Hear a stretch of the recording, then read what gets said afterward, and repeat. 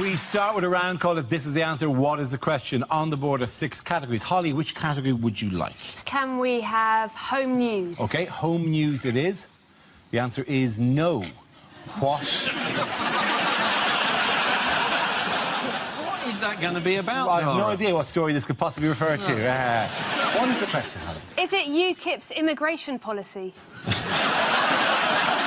Is it do Man United have a defence? Is it how should you not answer the question, did you pack these bags yourself? Is it what is the least uttered word in a porn film?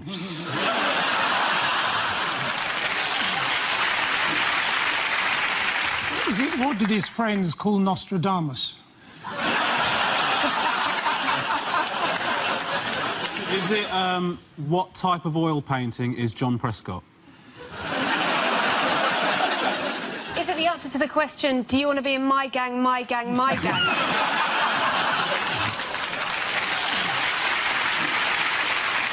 Is it can Tesco's financial director count?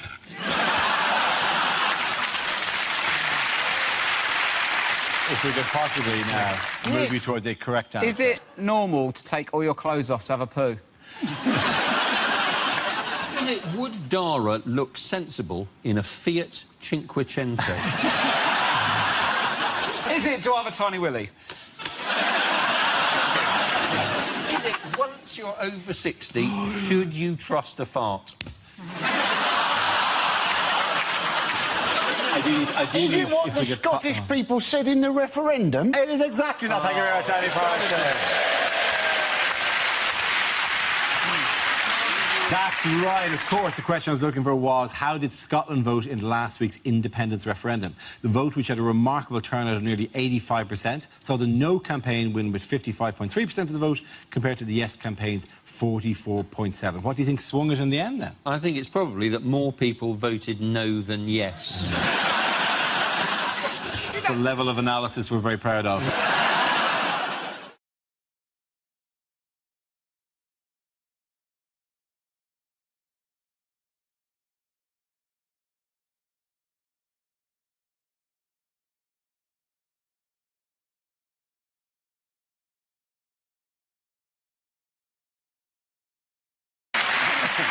Now we play a round called There's a Labour Party in My Pants and Everyone's Invited. This game involves Nish and Milton, so if you could make your way to the performance area, please. This round is a stand-up challenge. I launched a wheel of news, and wherever it chooses to stop, one of our performers must step forward and talk about that subject. OK, here we go. Let's spin the wheel. And the first topic is health. Who's coming out? Nish.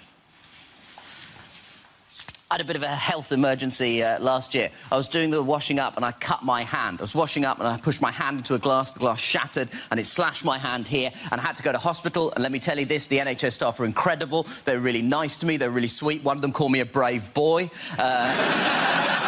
Which is good, because I was being one, so I don't know what you're laughing at, OK? I'm the one with the badge. Anyway, before I did that, I did something which I probably regret doing. I called NHS 111. Now, if you don't know what this service is, it's a service the government has brought in to replace NHS Direct. So if you have a non-life-threatening emergency, you're supposed to dial 111 on your phones. Now, I'm sure that these people are very nice, but based on my experience, they have proportionately less skill than their numerical value compared to 999, because it was the blind leading the blind. At one point, she said, "How is the blood?" And I said, "Red," because I had no idea.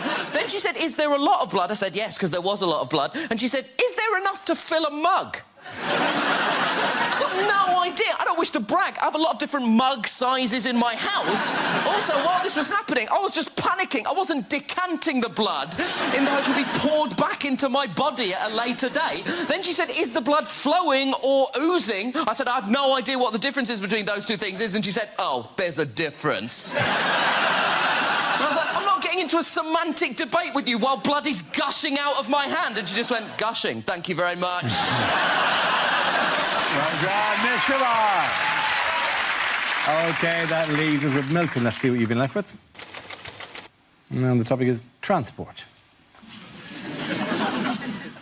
When I was at school, my bike was smashed up. It was my own fault, really. I just handed out leaflets saying, "Bullying, let's break the cycle."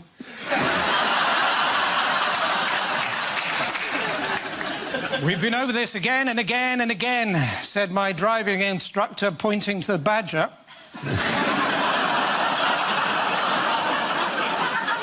Apparently, there is actually a road in the north of England called Quality Street. And there's only one person living in it, and he's both Turkish and delightful.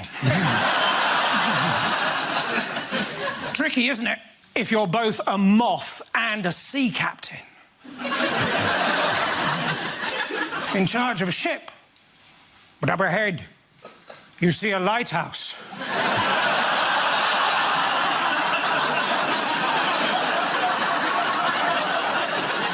You know you shouldn't.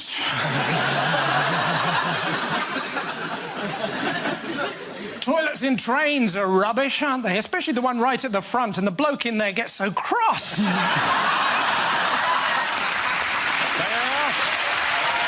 Dinah, and the boys go to Nish. Come on back.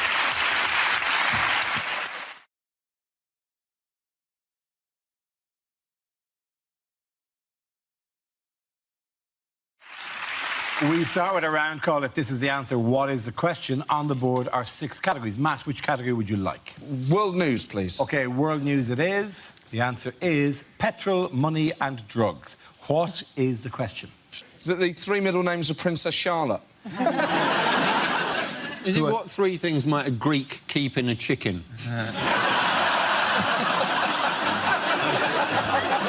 Is it what do gangsters play instead of rock, paper, scissors? Is it what 3 things are keeping Keith Richards alive? Is it what in the sound of music are the Von Trapp's family's real favourite things? What are the 3 characters called on a packet of Colombian Rice Krispies? Is it what 3 things are we being paid in this evening? All together in one big bucket. Yeah. What will the motto be for the Qatar World Cup?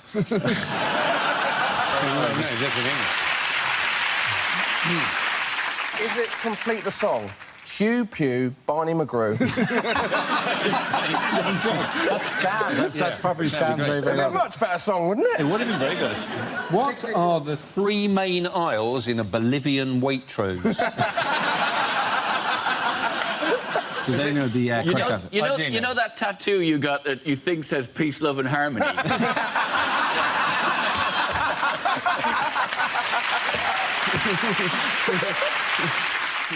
Is it to do with Greece? It is to do with Greece? Is it what 3 things are they worn in Greece are about to run out of? Ah, very good. Thank you very much, Ed Byrne. That's excellent.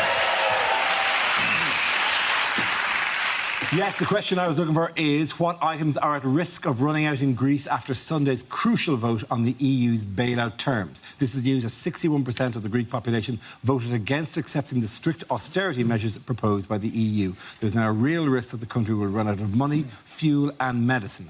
So what does it all mean for Greece? It's ridiculous now. The whole thing is just going on. It is like a soap opera. And I don't watch the Eurozone crisis now day to day. I wait till Sunday and I watch the omnibus edition. This thing of just referring to the Greek exit as Grexit, it just is like, are you in that much of a hurry that you couldn't say a 3rd syllable? If the British exit happens, it's going to be called Brexit. It sounds like a cheap form of Lego, or what the Greek Prime Minister does every time he meets Angela Merkel.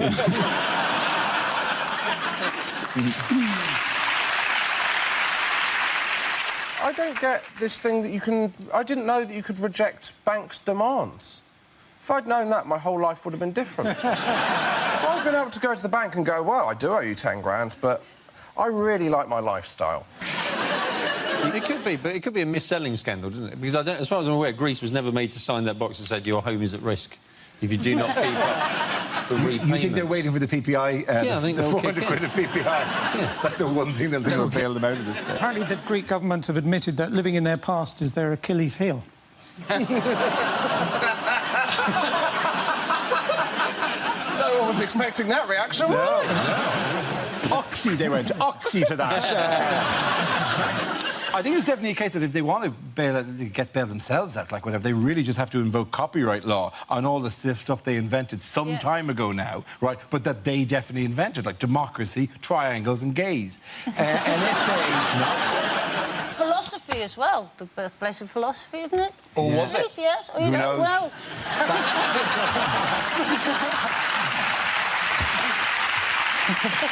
Why do you think that there is a professional philosopher at home going, that's not what philosophy is? It's not just going, or is it? I think there's a lot of opportunities in Greece, actually. I'm going to start a band called Cash Machine, because people will be queuing around the block. But we've been told if we go on holiday to Greece that we should take lots and lots of money with us. Yes. To rub it in? I think it's to pay your kidnappers. I think there's a ploy behind the telling tourists to bring as much cash with them as they possibly can, because they know there'll be a load of overweight, old British tourists there with massive bum bags of cash round the front. They're basically just sitting human ATM machines. That's all they are. Do muggers line up behind the tourists whilst one of them goes, no, €60 each? Yeah. There is a limit for mugging these people. That's it.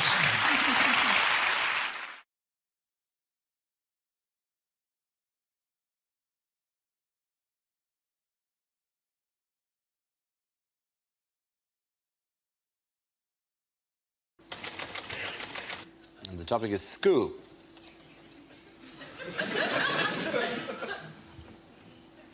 That last bloke was a bit weird, wasn't he?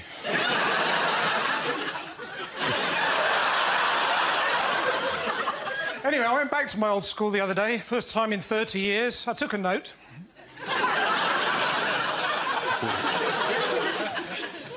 Teacher said, so, Jones, what have you done with your life? I said, oh, I'm just Britain's top Ofsted inspector. They were a lot nicer to me after that. I was there for the funeral of my old science teacher. They asked me to say a few words, so I did. Method. We put the coffin in the crematorium.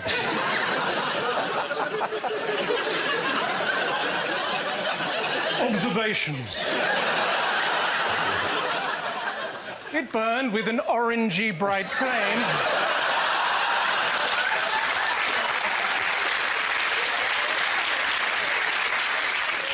Conclusion. No more homework. Well done. Pointing out to the Mr. Jones. Very good. Let me sit back. Very good.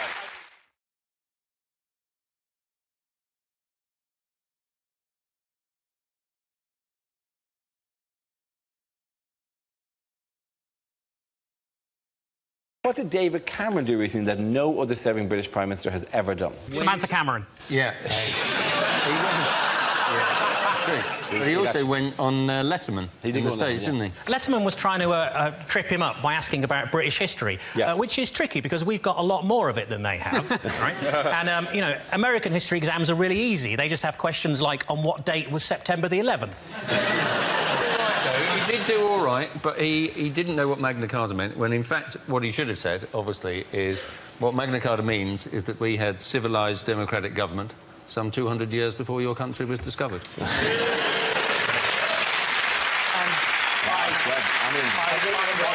And also, I'd imagine, had he said that, it wouldn't quite have gone as well as an appearance as he would have liked. David Cameron was on a complete charm offensive. Look at you, your small, poxy country. Useless. We're older than you. Older. Feel my history. He could. I think he could also have gone, you say your name is Letterman. In my country, we would call you Postman. I'm sorry. He wasn't going on as a Bond villain. I am from that would be kill cheek. Kill him now. They love us as villains. They always have English people as villains. They don't know who he is. This was we could have sent anybody. We should have sent Alan Rickman. Hello. Do you know what he came out to?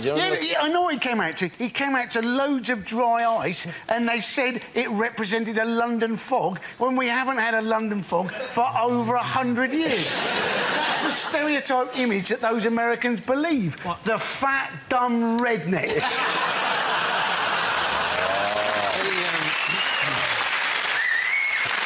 The closest we've currently got to a London fog is Boris Johnson at the moment.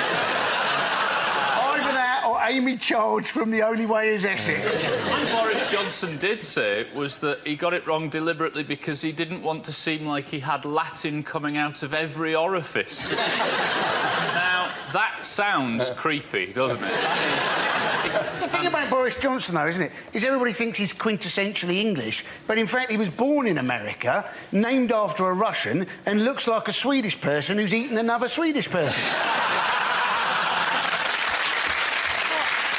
At the end, and the points go to Chris, Hugh and Gary.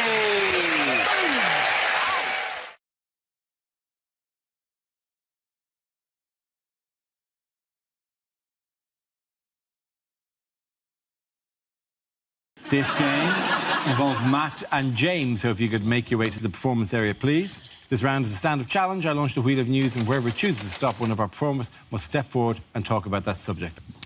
OK, here we go. The first subject is interviews. Who wants to come in that? OK. Matt. Go for that. It's fascinating watching different politicians and how they deal with interviews. Ed Miliband, when he gets asked a question he doesn't like, will just have this amazing technique where he'll just ask himself a new question and answer that instead. And it really works. He got asked before the election by Nick Robinson. Mr Miliband, you've said you'll set a new mansion tax if you become Prime Minister, but you won't yet tell us at what rate you would set it. And Miliband just went, look, Nick, if you're asking me, have I got a plan for the housing market, then the answer's yes. It's amazing. Farage is one of the best ones at it, because no matter what you ask him, he'll get a political answer in somewhere. You could say, Nigel, what you had for breakfast, mate? And he'd go, tea, toast and the Telegraph, great British breakfast. He always manages to get his messages across. Boris Johnson is fascinating because he just loves avoiding questions, and he uses a twin-track approach of flattery and Latin. And this genuinely works. If he was here now, you could say, Boris, come on, just a minute. You want to be Prime Minister? And he'd go, oh, no, let me just say, great to be here amongst such great learned people on this crucible of culture. Reminds me very much of a phrase my father used to use, divitas, divitum, rectum. Well done, Matt. Very good. OK, so James is left. Let's see what he's been left with. Let's spin the wheel. And the topic is Britain. I wish I was Mexican.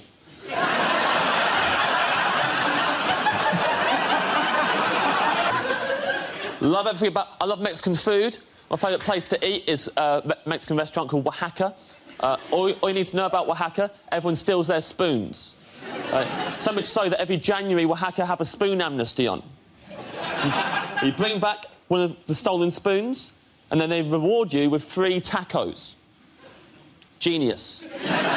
Not only do they get their spoons back, they also get to watch while the thieves eat tacos, which I imagine have been interfered with beyond belief. Love Mexican food, love Mexican music. Mariachi music, best music in the world. Top 3 mariachi songs. Number 1. Number 2. Number 3, nothing, because there are no other mariachi songs. Ever been to a mariachi nightclub? It's full of people just going up to the DJ like, hey man, have you got yeah, I'll play it next. How about open your ears, I'm playing it right now. To request that song during the next one.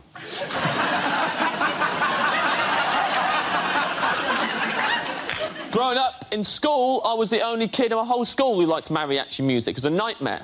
I couldn't walk down the corridor without some knob knocking my sombrero off my head. Stepping on the back of my poncho on the way in a maths class.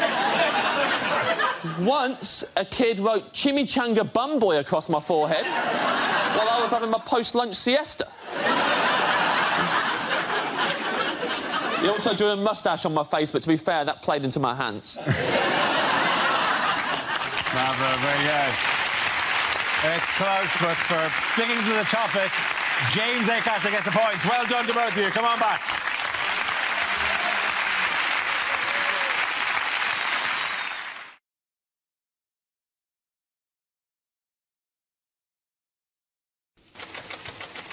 The first subject is health. Can I have somebody in that? Andy Parsons. That's one hell of a gingerbread man, isn't it? According to my doctor, she was saying that I've got an underactive thyroid.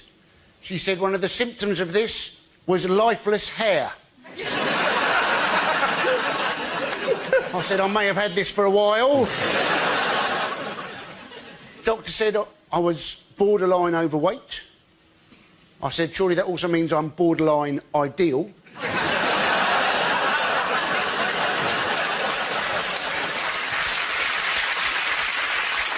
She said apparently they're using testosterone injections in men to help them control their weight. And I was getting, you know, if you are full of testosterone, you know, chances are if you do see a donut, you'll rather more try and shag it than eat it.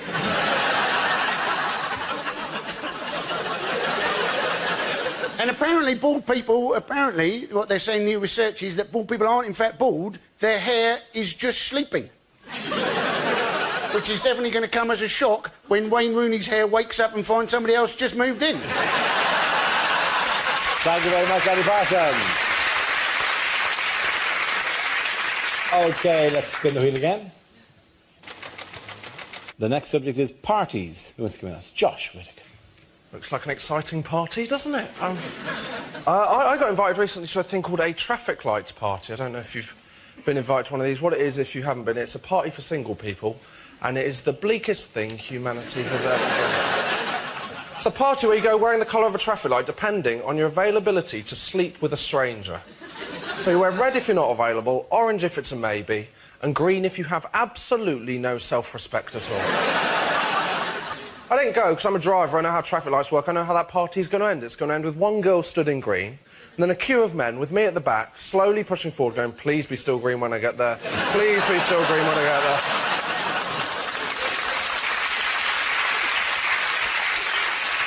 Also, I'm a driver, I've driven with people. When they see orange, they'll just go, well, that's essentially green if I go out fast enough, isn't it?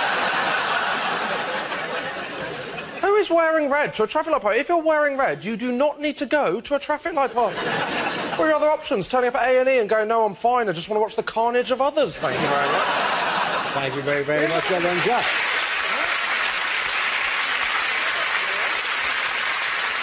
So that leaves us with Milton. Let's see what you've been left with. Let's spin the wheel. Topic is history.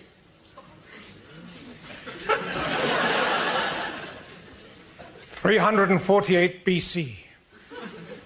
The breakfast cereal Frosties is invented by Alexander the Great.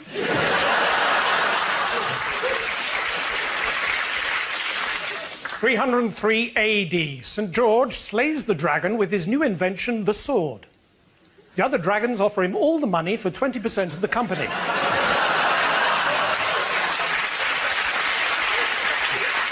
1896. H.G. Wells publishes the book The Time Machine. 1897, H.G. Wells writes the book The Time Machine.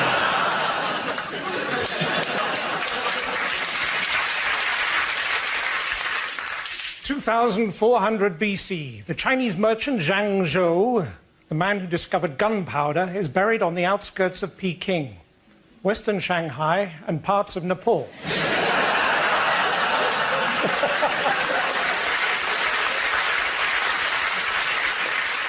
1571. You have no new messages.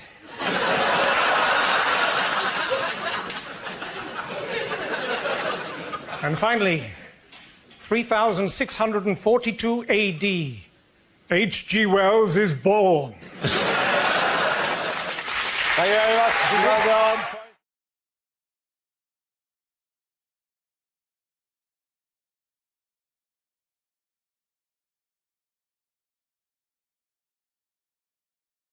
Unlikely things to hear at an awards ceremony. And the winner is Dara O'Brien.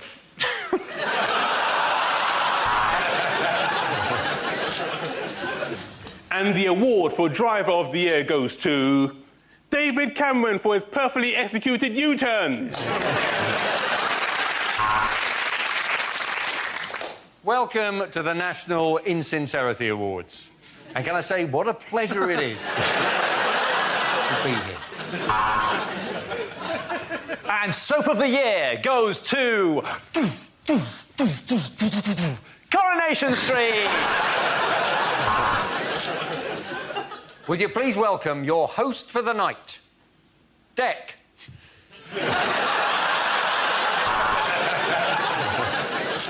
And the award for Best Actress this evening goes to John Travolta's wife.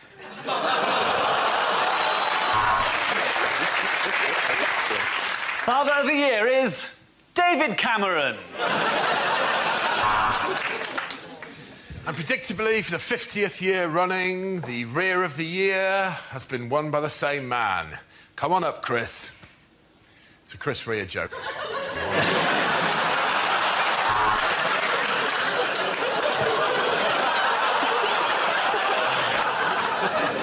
And the award for best film, Cling film. Oh, that was all right, though, was it? It's bullshit, Dara. It's all politics, man. This is the point in the Psychic Awards when we like to remember those we lost next year.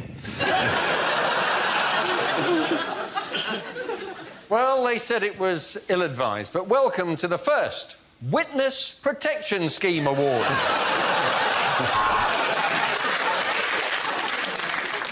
And the award for most cleavage on view goes to Eamon Holmes's arse.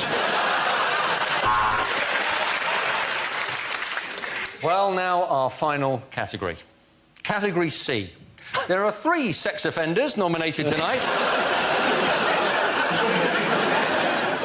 And I'd just like to say to the wife at home, you better not be there when I get home, sister. Because I'm big time now.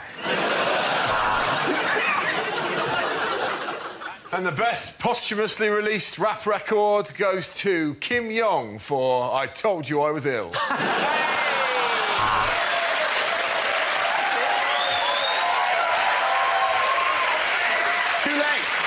Too late. And to present Best Film in a Foreign Language, would you please welcome Nick Griffin. And the winner of Rear of the Year goes to Chris Rea. Okay.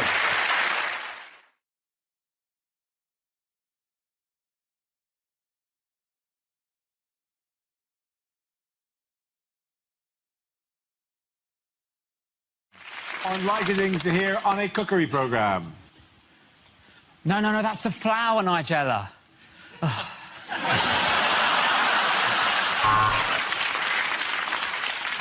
You've got to be very careful when handling raw meat. But if your wife does walk in, close the laptop, pull up the trousers and feign ignorance. The thing to remember when making your own pesto is you're wasting your time.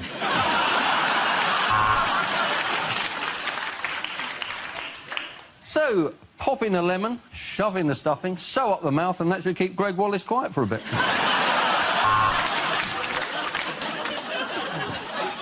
No, I'm afraid those aren't bacon bits. I've just got a bit of eczema at the moment. If you add vodka into the tomatoes, it really brings out the flavour. And if you add it to your wine, you can pass out before the kids get home. You should be able to get the ingredients for this anywhere. They are goat's horn, chervil, and the frozen tears of an elf. I'm Anthony Worrell-Thompson. Today we're going to be needing salmon, noodles and parsley. So I'm going to nip down to Tesco and shove them up my jumper. That's enough cooking. Next up, we got some twat trying to flog a book.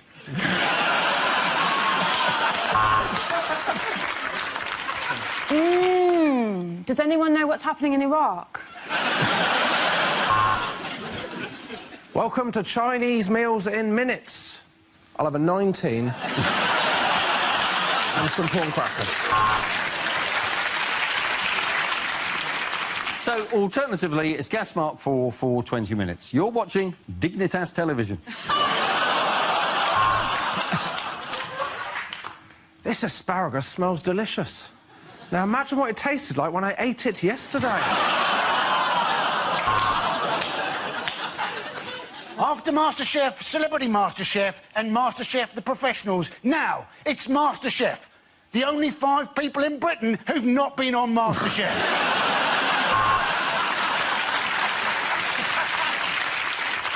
We'd like to apologise for the misprint in this week's Radio Times. Paul Hollywood is, in fact, a massive cook.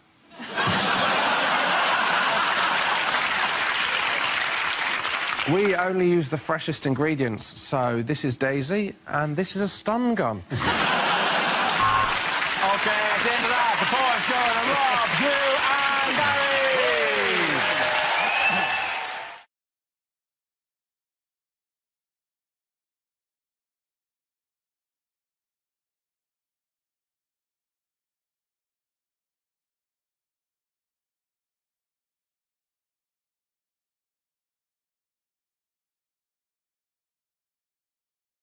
We start with a round called If This Is the Answer, What Is the Question? On the board are 6 categories. Holly, which category would you like? Politics, please. No problem. No, politics is the category. Let's have a look at the answer. 11.5 billion. What is the question? What is the amount I stand to win if the new royal baby is called Trevor? Is it how many laxatives is Nigella Lawson going to put in her husband's next cake? Is it how many words are there in an iTunes terms and conditions update? Is it how much of Eric Pickle's department agreed to cut from their biscuit budget? Is it how many times does Berlusconi have to be found guilty before he actually goes to jail? Wow.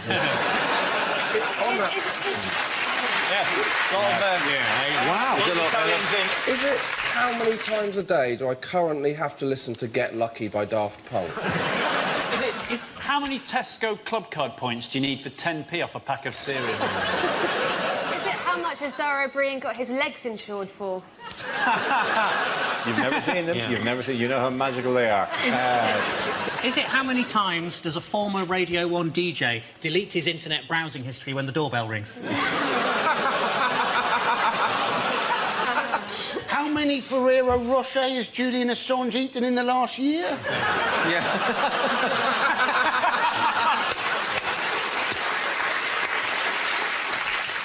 Is it quite simply think of a number?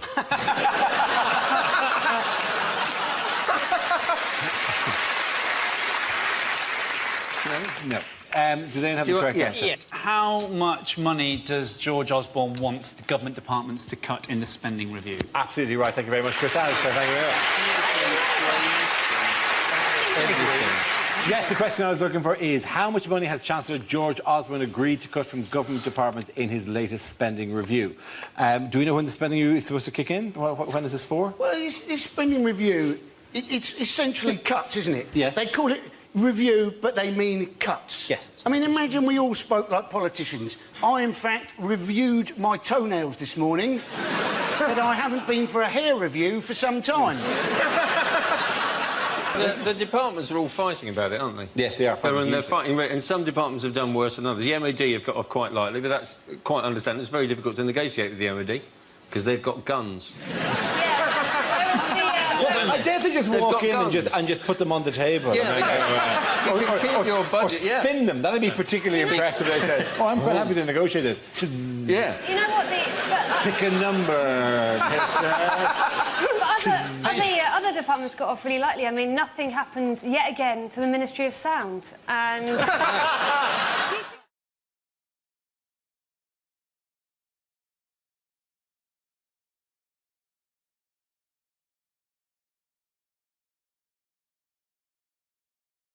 Now, we play a round called Tinker, Tailor, Soldier, Stand-Up. This game involves Simon, Greg and Mickey, so if you could make your way to the performance area, please. This round is a stand-up challenge. I launch a wheel of news, and wherever it chooses to stop, one of our performers must step forward and talk about that subject. The winner is whoever I think is the funniest. OK, here we go. Let's spin the wheel. The first subject is fatherhood. Who wants to come in on that? Greg.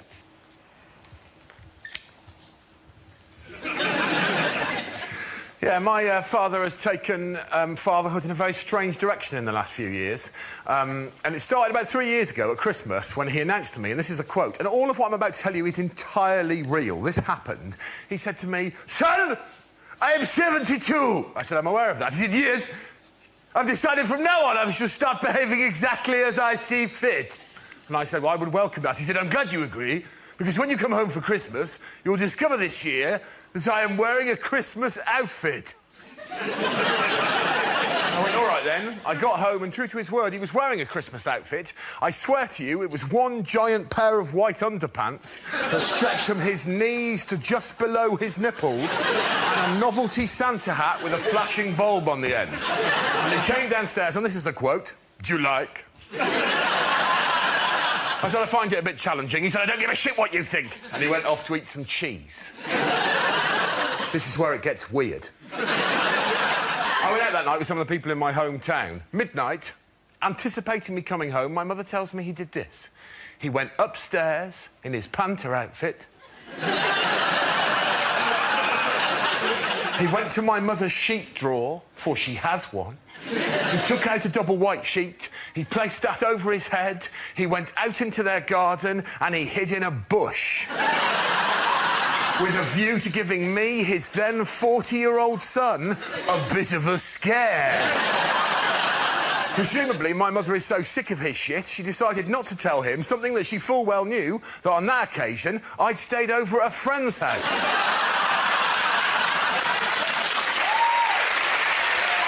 Well done.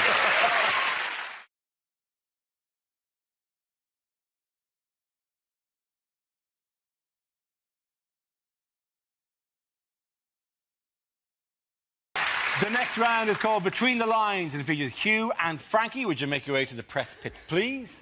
Frankie delivers a speech in the guise of a leading figure on the world stage, while Hugh translates what they really mean. Frankie, this week, you are leader of the opposition, David Cameron, addressing the nation.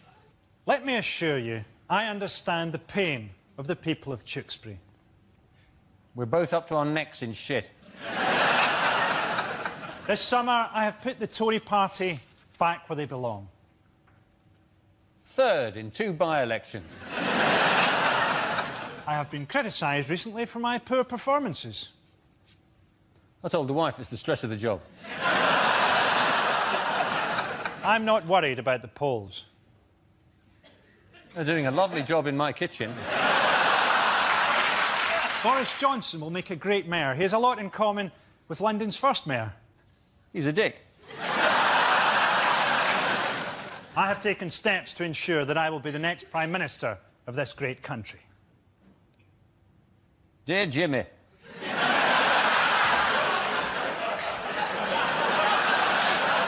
Could you fix it for me? Let's over here, Frankie!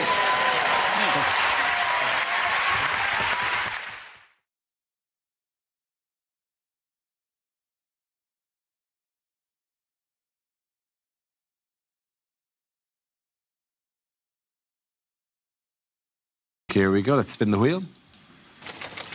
And the first subject is jobs. Who wants to come out? Reese. I've got a job. Yep, I'm not resigning. And my job is this, which still counts, Dad. This is a good job. It's not perfect. It's not the best job in the world. I would never say that. Some people think it is. It's not, right? Best job in the world, community support officer.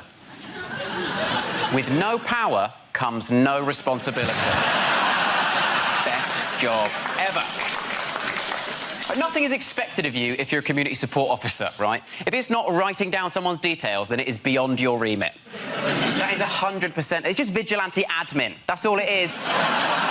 You're a professional grass. That is your job. I got a leaflet through the post a few weeks ago advertising that job, right? It said, do you have what it takes to be the best? Will you stand up in the face of danger when no one else will? No? Then you should become a community support officer.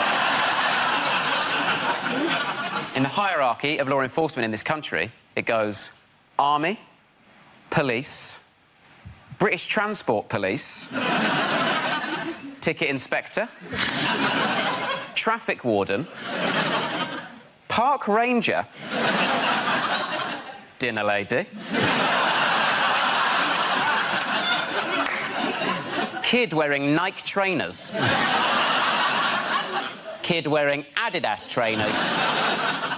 Community support officer. Kid wearing Umbro. Well done. Diana Reese. OK, that leaves with Gary. Let's see what you've been left with. Let's spin the wheel again. The topic is technology. OK, where you go. The young couple next door to me have recently made a sex tape. I mean, obviously, they don't know that yet.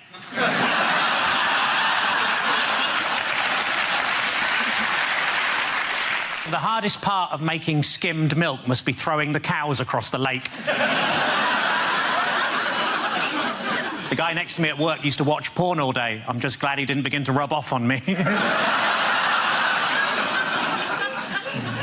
I think if I was to try revenge porn, I'd just post naked pictures of myself online so everybody would know how low my ex's standards were. When answering the security question, place of birth, apparently vagina is not an acceptable answer. It's been a tough week. I got myself a memory foam mattress and now it's trying to blackmail me. I've currently got a stalker, but you probably can't tell in these trousers. A friend of mine was killed by the big C. He was walking past Curry's and a sign fell on his head. I was watching TV and the announcer said there's a documentary about the clitoris on the red button, but I couldn't find it. Thank you. Very, very good. Point there for Diamond Lady. Come on back.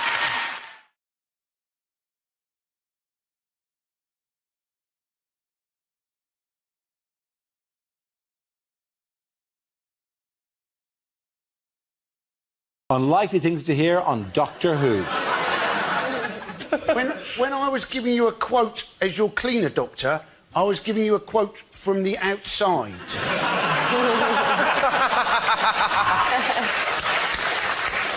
No, there isn't going to be a new Doctor. I'm being replaced by a helpline.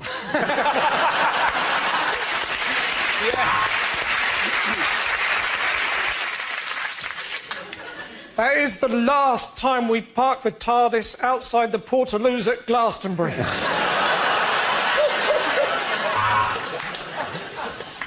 Davros, we meet again. Oh, Lord Sugar, I'm so sorry. Hey, saw you from across the TARDIS, and I think I regenerated in my pants.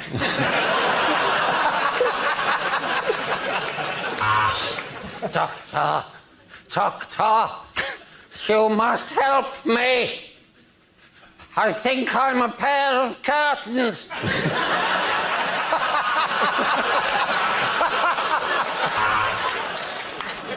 Tragic news about the Ood. There's been a terrible flood. They tried to escape into the wood, but it didn't do any good, and now they're all dooed.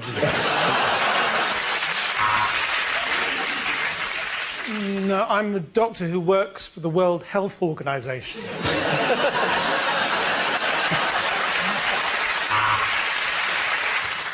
Yes, I mainly hang around young women. Yes, I was on television in the 1970s. Where are you going with this? You've got to believe me, Clara. This is our best chance.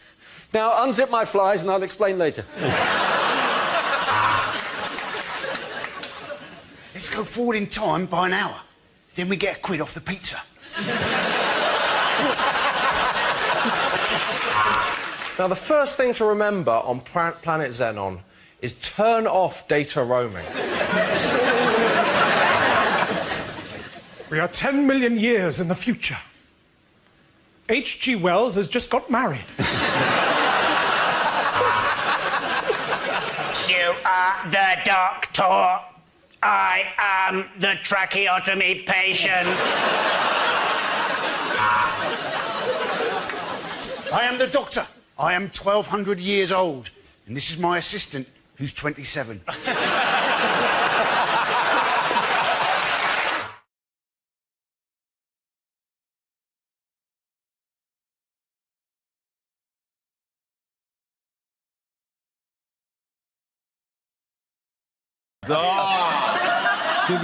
Not getting closer.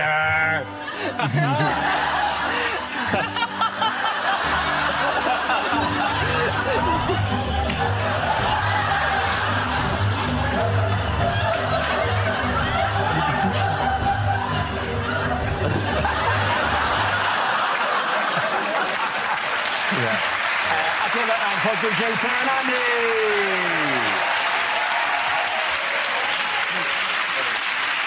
Now we play a round called Your Grexits Are Here, Here and Here. This game involves James and Gary, so if you could make your way to the performance area, please. This round is a stand-up challenge. I launch the wheel of news, and whoever chooses to stop, one of the performers must step forward and talk about that subject. OK, here we go. The first subject is parties. Who wants to go into that? James. I went to a surprise party recently with my friend Darryl. We were all in his living room, all of us, in the dark, hiding. His girlfriend turned to us all. She went, right, he's going to be here in a minute. When he gets in, everyone jump out, yell surprise, and that will be really surprising. I argued it'd be a lot more surprising if instead of making all that commotion, we all just stood there in his living room in the dark, just...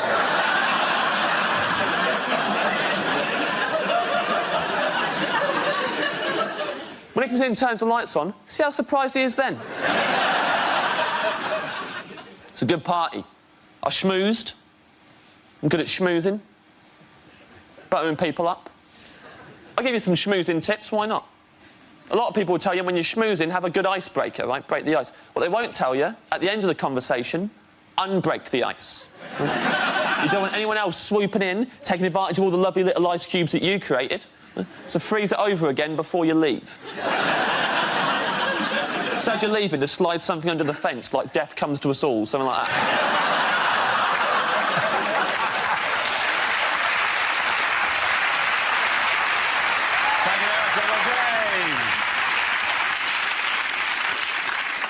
So, Gary is left. Let's see what topic you have, Gary. Let's spin the wheel. And the topic is childhood. I didn't know what to get my little niece for Christmas, so I asked my sister what she's into. And apparently, at the moment, she's mad about frozen stuff, so I got her some oven chips and peas. Oh, they love that. Every Christmas day, we'd always have pigs in blankets. Or, as you probably call them, relatives sleeping in the spare room. Winnie the Pooh, possibly the most vindictive chapter in Nelson Mandela's autobiography. It was only after I shot the fifth zombie that I started to wonder why they were all carrying bags of sweets and ringing my doorbell.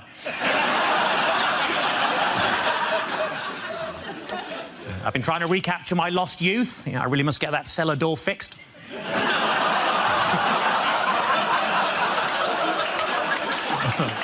One time when I was a kid, I bought a chocolate bar. On the inside of the wrapper, it said, "You're a loser." I wouldn't mind if there'd been some sort of competition on.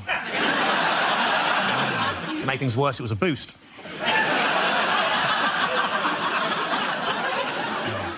As a family, we couldn't decide whether to have Nana buried or cremated, so in the end, we let her live.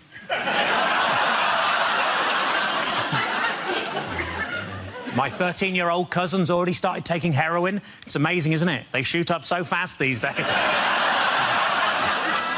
done. Very good. Point in, I'm going to go to Lady. Everyone come back.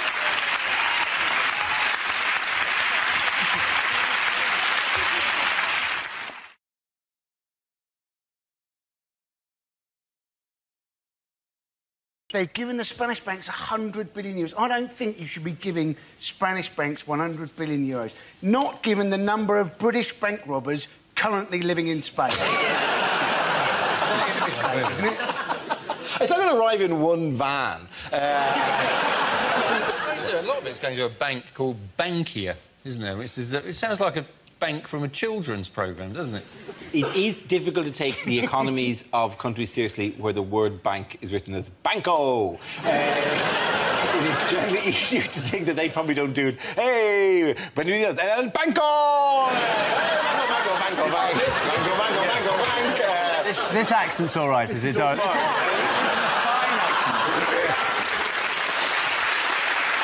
I'm sorry.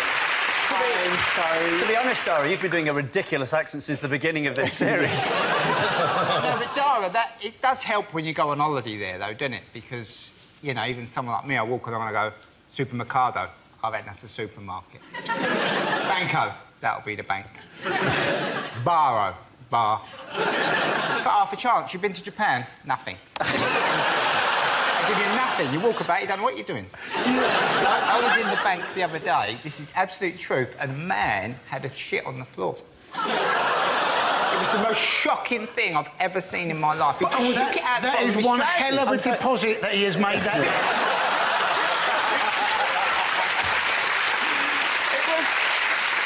He probably normally does all of his banking on the internet, but he couldn't log on that day.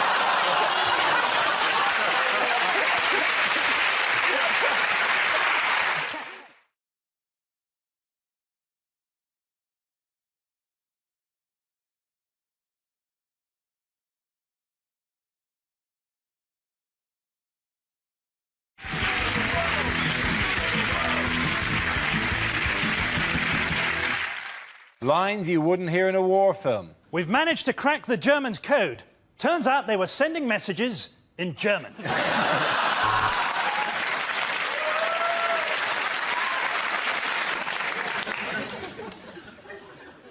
Why are we speaking English?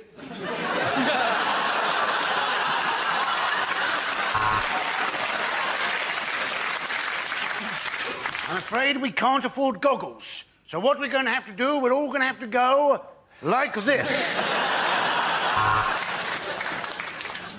Terribly sorry, Sergeant. It's just that when you said let's all band together and take Jerry from behind... OK, chaps, here's the strategy for escaping from the prisoner of war camp. We sit it out till the end of the war. I'm saving Private Ryan. Money on his car insurance.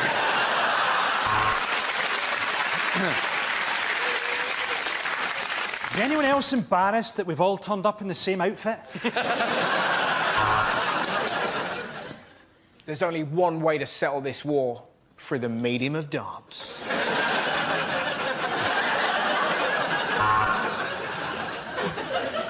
Don't worry, Tommy. I'll make sure she gets it. It's chlamydia, isn't it?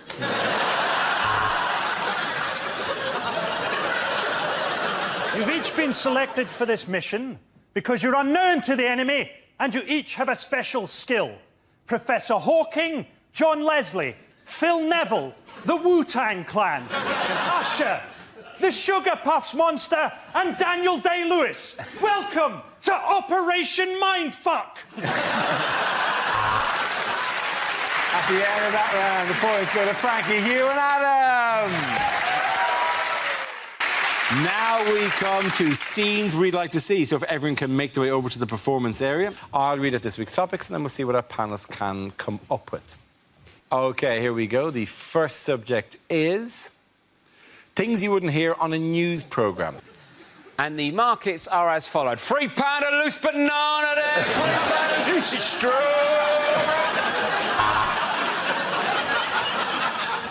Well, he went in half an hour ago and he still hasn't come out, so I can only assume he's having a very big poo.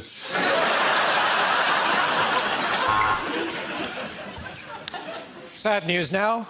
Wally has been found. His funeral's next week. No one knows where, but that's what he would have wanted.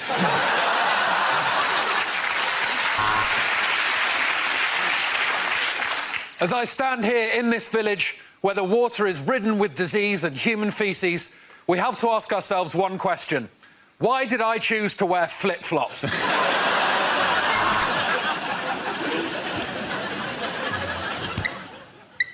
Sorry, I just wanted to check something. I'm standing just a stone's throw from where the meeting is taking place. With thousands dead, there looks like no end to the bloodshed. I've been Holly Walsh for the BBC, reporting from Midsummer. Welcome to Fox News. The bastards have been through the bins again and shit on the drive.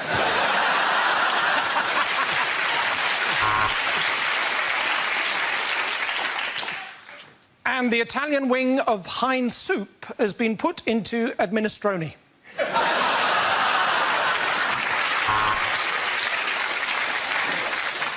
I'm on the scene where the search continues for the beloved pantomime star.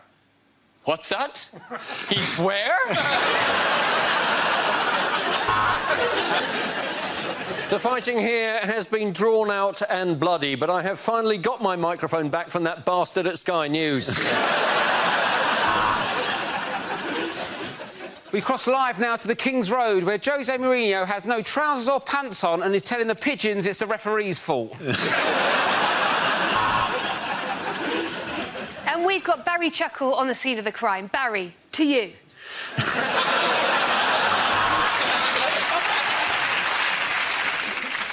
It's not good news. I've just been talking to the American ambassador and I said to him, surely now Osama bin Laden has gone from terrorist to martyr. He said, we say tomato.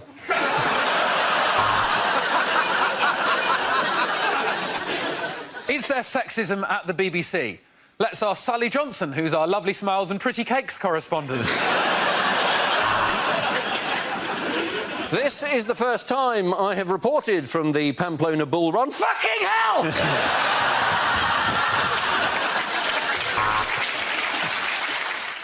Unlikely things to hear on a property show. 6 months in, and Mike has fallen out with the builder. There was no window there, and neither of them noticed. With violence and strong language from the very beginning, it's a place in the Sunderland. Yes, it is north-facing, but on the plus side, it's a caravan, so you can just turn it round.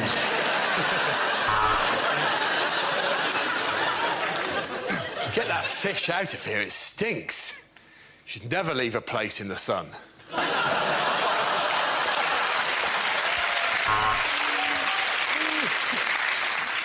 We've just 1 hour while Gina's at the shops to improve her flat in Luton. We're setting it on fire and moving it to Oxford.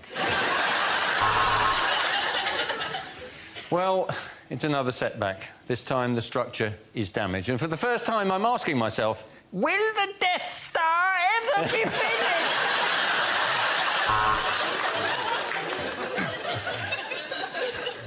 And more information on how to get together a deposit for a house can be found in our free leaflet, When Will Nana Die? So, you bought it at auction for £100,000, but what exactly are you going to do with Middlesbrough?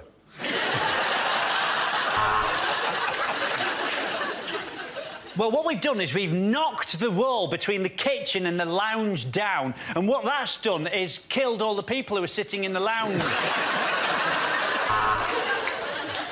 The kitchen's done in a very modern style. We call it crack den. We're looking at a well-equipped council house in Hull.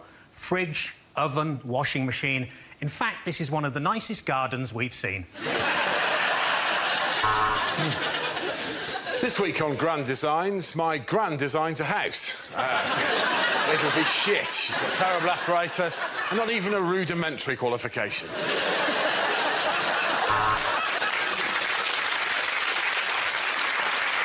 3 coats of varnish and a new rug, and Brucey is ready for his next show.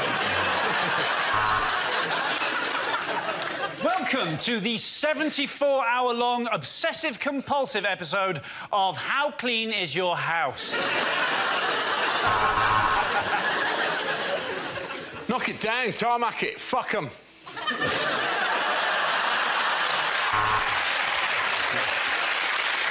OK, the next topic is unlikely things to hear in a maternity ward. Mr. Parsons, your baby looks exactly like you. But mind you, so does every other baby. There are complications, I'm afraid. For a start, I'm not a doctor. I definitely can see the head. You should do your flies up, Doctor.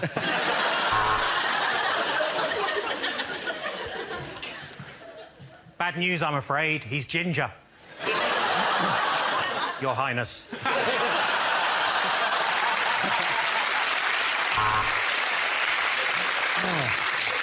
So, would you like to hold the little fella? Or shall I give you the baby?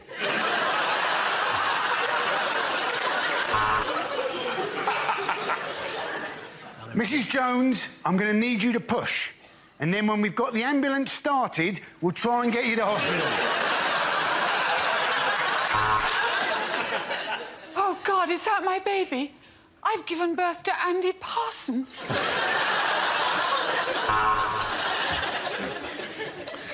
I'd stay up that end and talk to your wife if I were you, Mr. Smith. It looks like Alien versus Predator down here.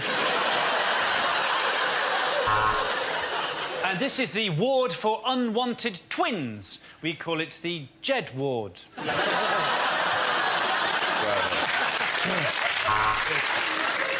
Basically, you just turn them over and slap them on the arse. These nurses' parties are great.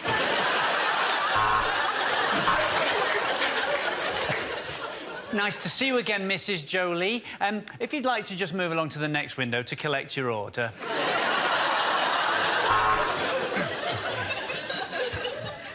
Oh, this isn't your first baby, is it?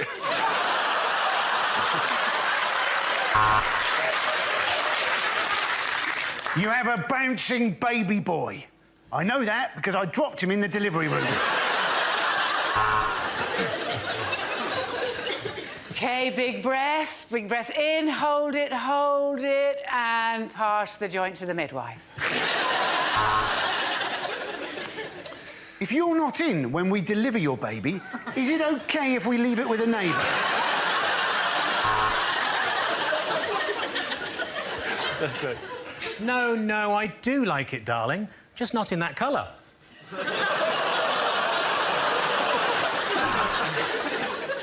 I know you're in great pain, but we need to know your name. Right. Doctor for Mrs. Fuckoff. OK, give it that round. Points go to Greg, Joe and Andy. Bad ways to start a party political broadcast. Hello.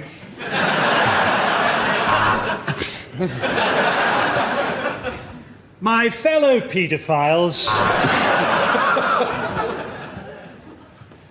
Hang on, I'll be with you in a minute. Guten Abend! As you'll know, the football is on the other channel. Well, I'm sorry to say that it is mostly the blacks. Hello, I'm John Prescott. Now, I expect you're wondering why I'm I think our policies are best expressed in song.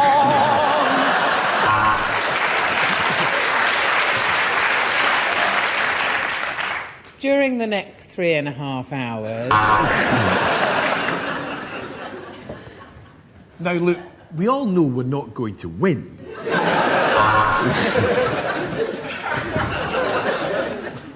Death to the West.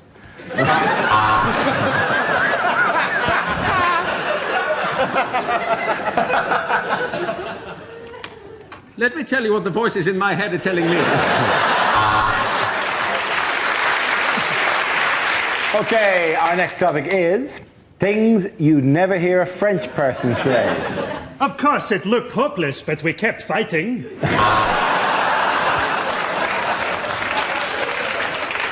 I'd like a bottle of Burgundy and a Dairy Lee Dunker, please.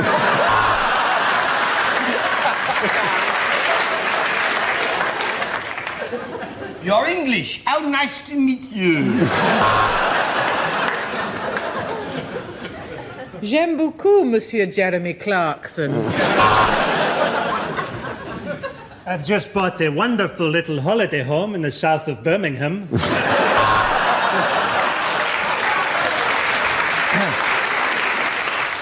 My favourite road? Well, that's got to be the A303. At night, in many ways, it's quicker than the M4 and you get to go past Stonehenge. If you're going London to the West Country, it's A303 for me every time. What a road. What a road. And we throw that part of the animal away.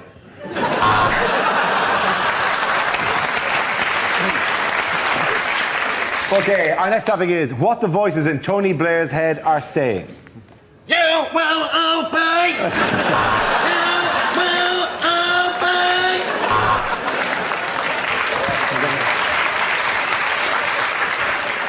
Keep smiling, have Gordon killed. Keep smiling, have Gordon killed. Cherie, will you shut the up?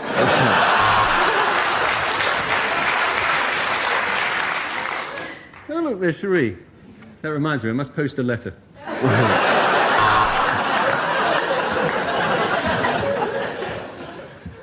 I like big butts and I cannot laugh. I wonder what John Prescott looks like in hot pants. Mustn't get a stiffy.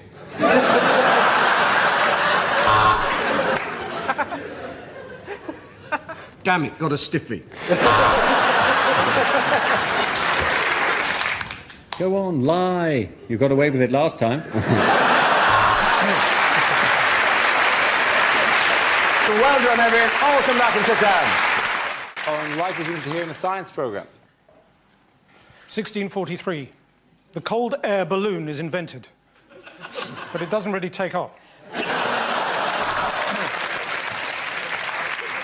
For Einstein, it was easy to choose a DJ name. He would be MC squared.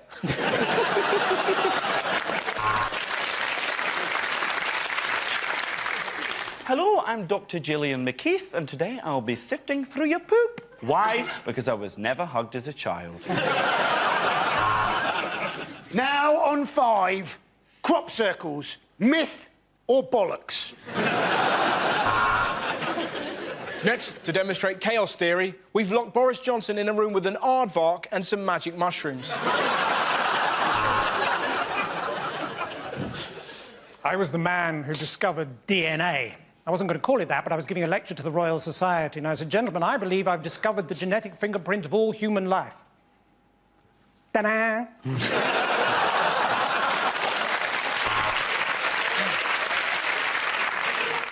I've been Richard Dawkins. Good night and God bless. Shit! Thanks to carbon dating, this skeleton is now going out with a short-sighted geology student who likes thin people that don't talk much. 1891. Sir Alexander Graham Benn receives the first wrong number telephone call.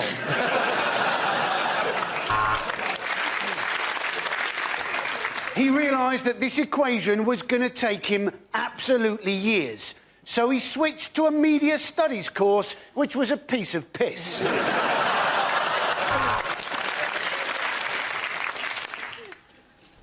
I did have here a pie chart to demonstrate obesity.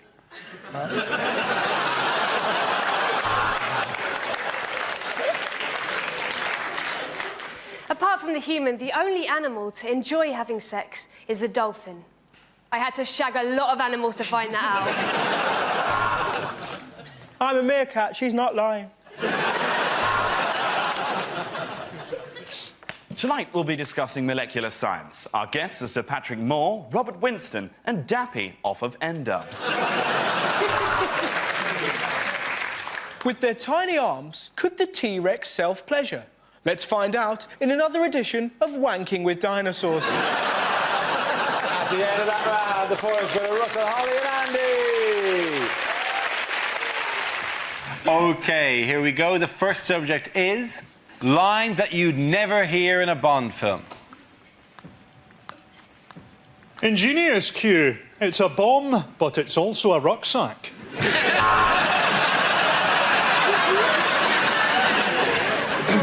James, what a wonderful present. Chlamydia.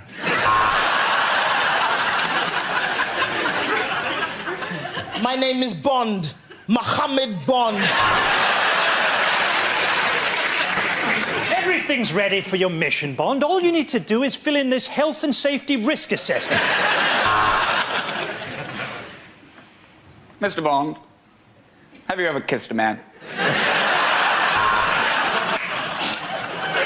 You're very good at poker, but let's see how you do on the fruit machines.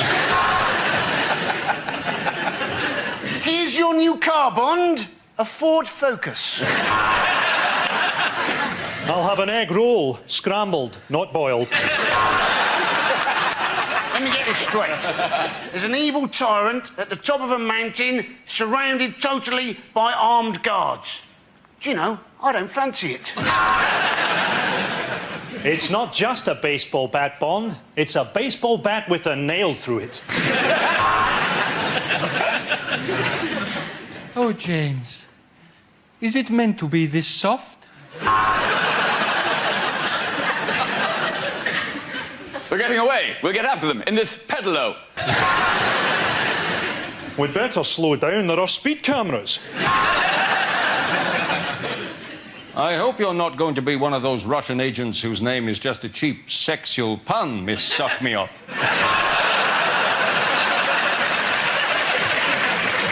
Next topic is TV shows that never made it to air.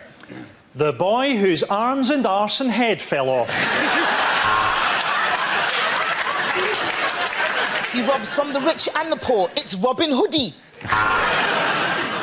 And now the magic of Britain's parks at night as Bill Oddie presents Gay Watch.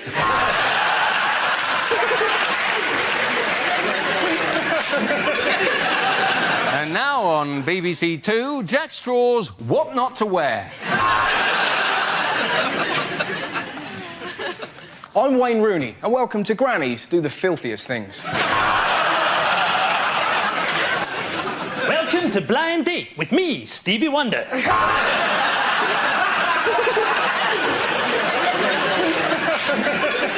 now BBC One, it's the Senile Dementia Show.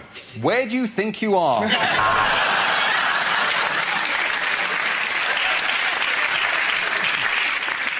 This week on Who Do You Think You Are, Prince Harry traces his family tree with some surprising results. Let's leave it at that, ladies and gentlemen. Well done to all of you. Points go to Frankie, Hugh and Gina. Unlikely lines from a children's book. Mr. Stubborn wouldn't leave. He was the elected leader of the Labour Party. I'll huff and I'll puff and I'll blow you, Keith Vaz.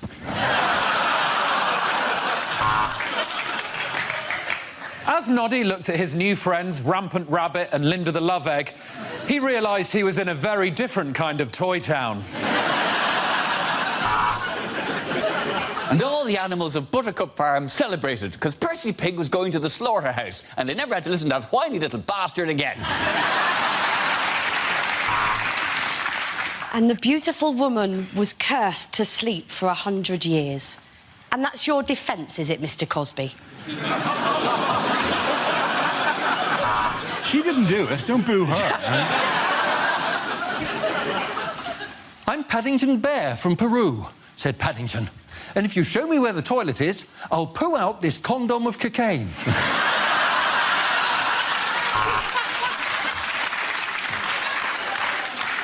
It's the absolutely horrific follow-up to Netflix and Chill. Swallows and Amazons. And was there a happy ending? Well, the prince did love massage parlours. I will never tell you my name. You will have to guess my name, said Rumpelstiltskin, really holding up the queue at Starbucks. From under the bridge came the voice of the troll. Wow, women can't be Ghostbusters, send!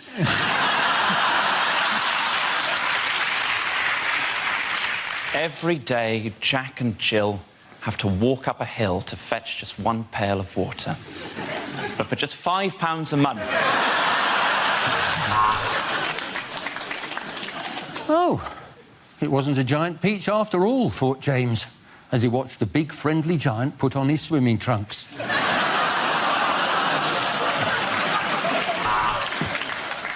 He pushed aside the clothes, and there, at the back of the wardrobe, found a magical land of nipple clamps and lube.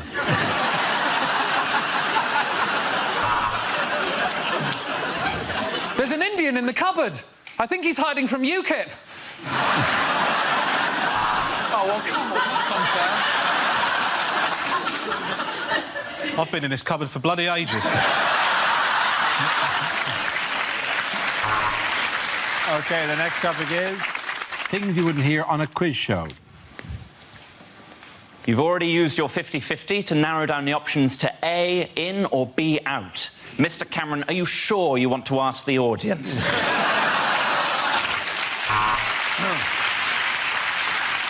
Well, in that round on sexually transmitted diseases, you passed on 4.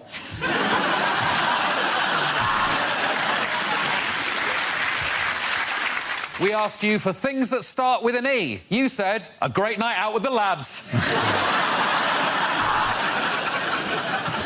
Welcome to Britain's only quiz about birds of prey. Fingers on buzzards, please.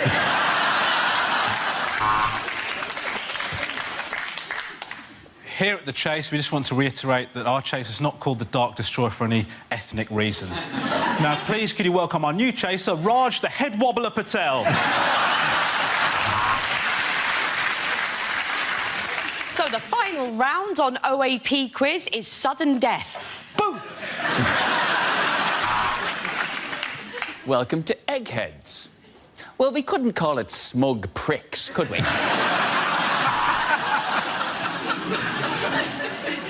Welcome to Tipping Point, for people who are too thick to follow the chase.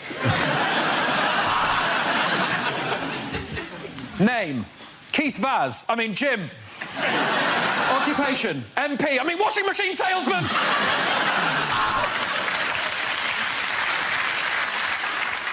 I'm afraid we're going to have to take your first answer, so let's see if the capital of Azerbaijan is fucked if I know.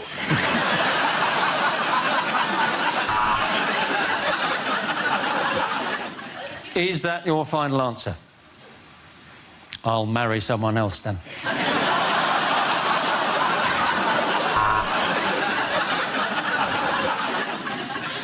Well, at the end of this week's episode of University Challenge, the scores are Durham 170, Exeter 145. But of course, the real winner is Ivo's dad, Hugh at home, who got 2 questions right and is going to bang on about it for the rest of the bloody week.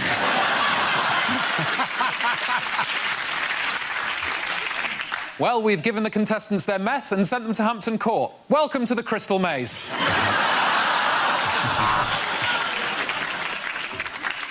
My chosen specialised subject, your wife. Yeah, you heard me.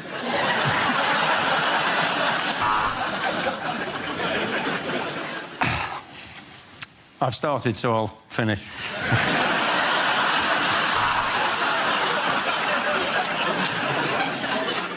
Well, that was the banker, and he says he thinks you're going to accept this deal because in his box is your wife. Well, today it's Kelly Brook and Joey Essex versus Stevens, Hawking and Fry. This is fucking pointless. At the end of that round, the points go to Rubbish Ed and Ivo. On likely things to hear in the science programme. 1643. The cold air balloon is invented. But it doesn't really take off. For Einstein, it was easy to choose a DJ name. He would be MC squared.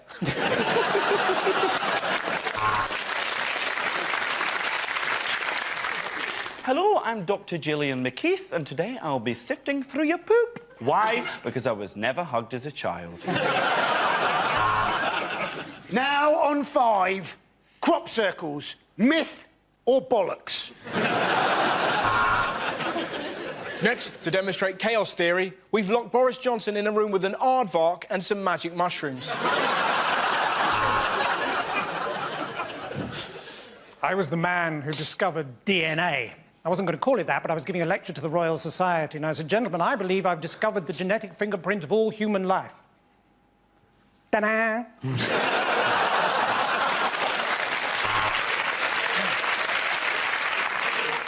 I've been Richard Dawkins. Good night and God bless. Shit! Thanks to carbon dating, this skeleton is now going out with a short-sighted geology student who likes thin people that don't talk much. 1891. Sir Alexander Graham Benn receives the first wrong number telephone call.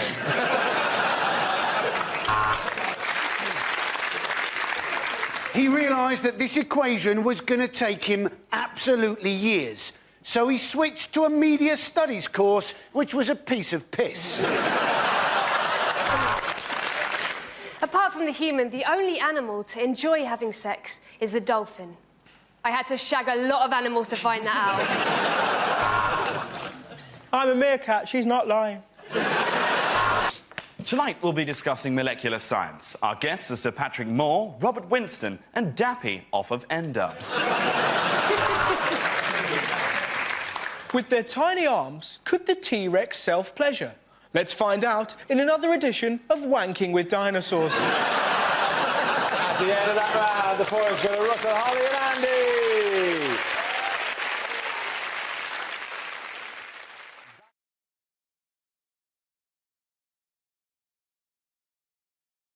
We come to scenes we'd like to see, so if everyone can make their way over to the performance area, I'll read out this week's topics and then we'll see what our panelists can come up with. OK, here we go. The first subject is unlikely things to hear on a property show. 6 months in and Mike has fallen out with the builder. There was no window there and neither of them noticed. With violence and strong language from the very beginning, it's a place in the Sunderland.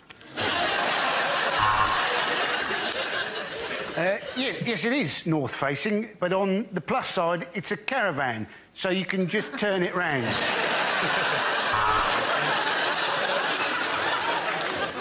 Get that fish out of here, it stinks. You should never leave a place in the sun.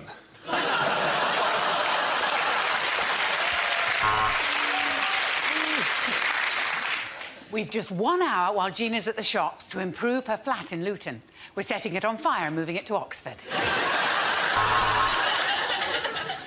Well, it's another setback. This time the structure is damaged. And for the first time, I'm asking myself, will the Death Star ever be finished?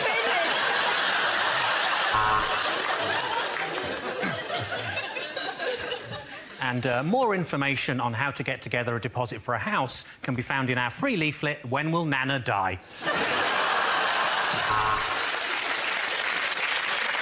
So, you bought it at auction for £100,000, but what exactly are you going to do with Middlesbrough?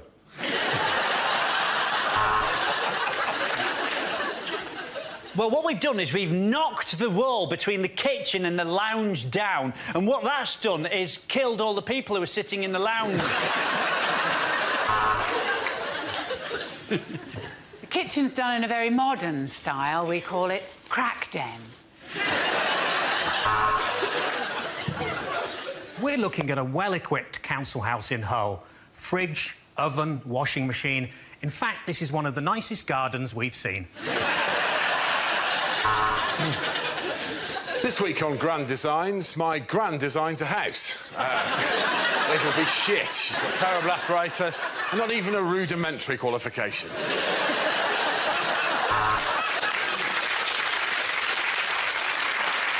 3 coats of varnish and a new rug, and Brucey is ready for his next show. Welcome to the 74-hour-long obsessive-compulsive episode of How Clean Is Your House? Knock it down, tarmac it, fuck 'em.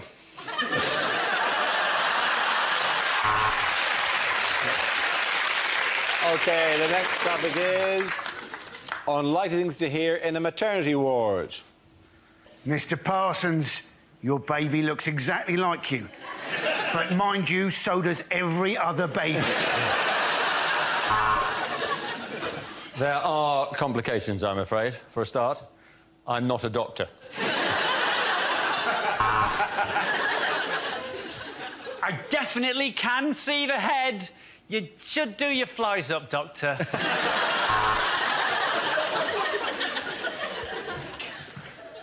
Bad news, I'm afraid. He's ginger. Your Highness.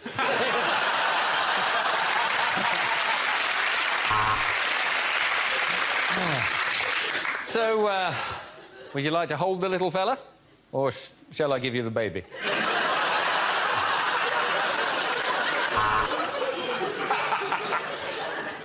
Mrs. Jones, I'm going to need you to push.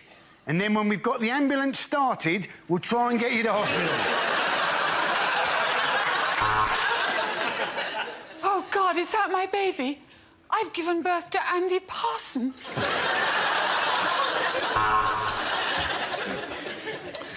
I'd stay up that end and talk to your wife if I were you, Mr. Smith. It looks like Alien versus Predator down here. And this is the ward for unwanted twins. We call it the Jed ward.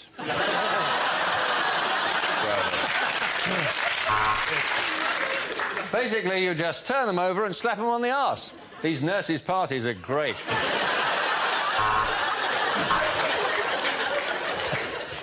Nice to see you again, Mrs. Jolie. If you'd like to just move along to the next window to collect your order.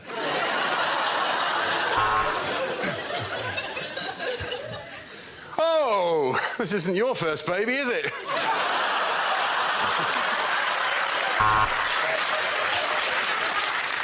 You have a bouncing baby boy. I know that because I dropped him in the delivery room.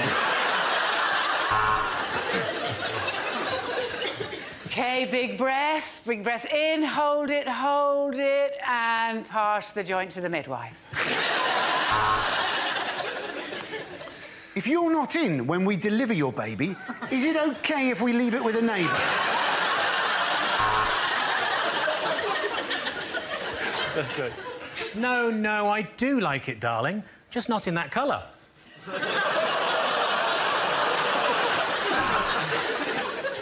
I know you're in great pain, but we need to know your name. Right. Doctor for Mrs. Fuckoff. OK, give that round. Boys, give a great Joe and Andy.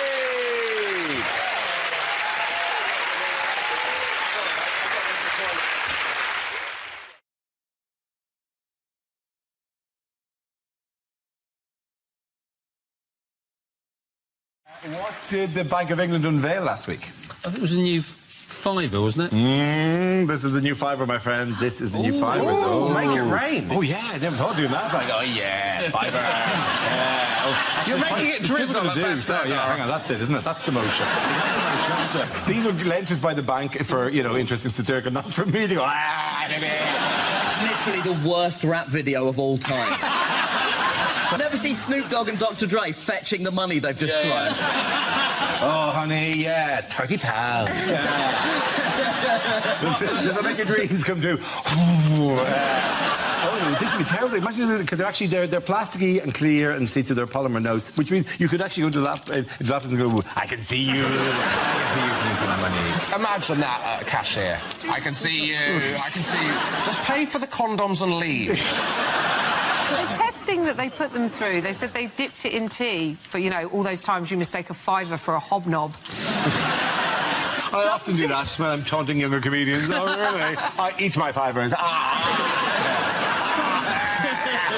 It could be they realised the recession was caused by people leaving fivers in their jean pockets, putting them in the wash. Fivers only last they only rarely last 5 years. £5 note. So yeah, they You're thrifty, aren't you? Yeah? I could make a fiver. I can't even make it last 5 years. I mean, honestly, cost of living. This is the most I've ever been paid for this show. You can't rip it, can you? It's very difficult to tear. Very Awful difficult to burn. news for magicians. That'd be so irritating. I should make it stoing. Oh, come on.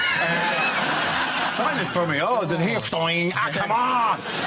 Bloody fivers. I like that Have you ripped the new ones given to us by the Bank of England specially? Have you literally torn? Well, they should have made more of an effort to make it stronger.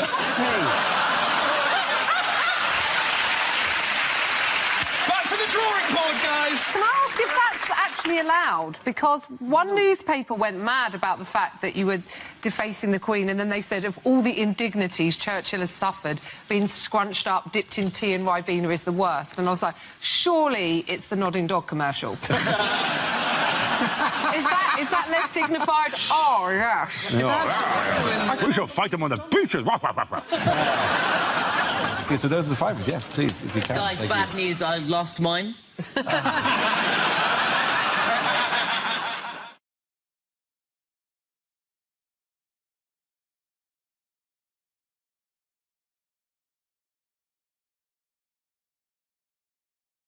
Unlikely lines from a thriller.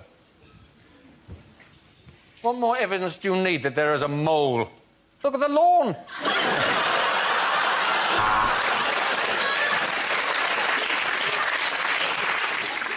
Your wife's head in a box.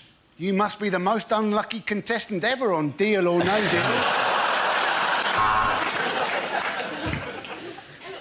What colour wire do I have to cut? The lilac, the mauve, the salmon pink or the fuchsia?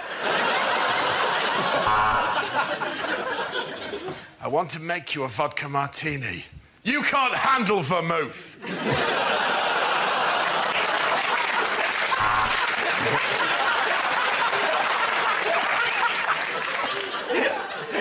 Is that a gun in your pocket, or are you just pleased to see me? She purred.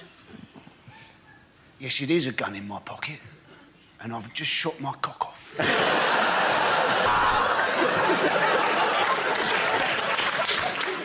I'm telling you, there will be no attack. This is a side picked by Roy Hodgson. So, Mr. Bond, we meet... Ah! Flipping cat!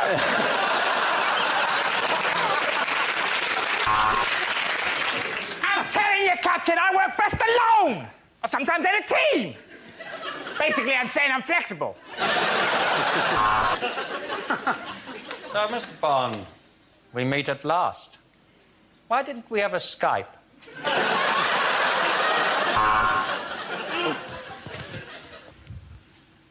I would like to gently lift your horse's foot. You can't handle the hoof!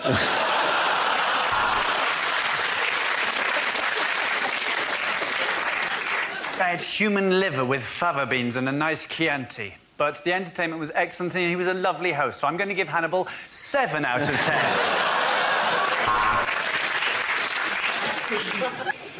Here's Johnny! Do you mind? I'm trying to have a shit in it. This prostitute isn't dead, said the Norwegian detective. She's just pining for the fjords.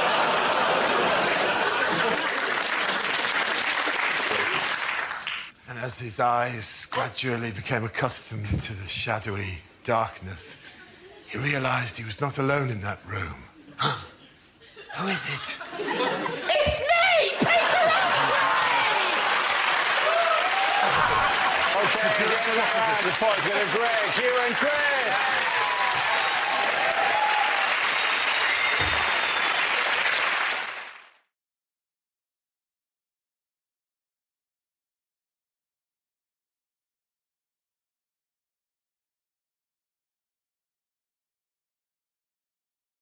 I had a really good analogy for this, because I think it's really, really terrifying, isn't it? These voiceless people seem to be having, and vulnerable people having their benefits cut. And the trouble with Tories is they tell you that they kind of sell this idea that it's these people's fault.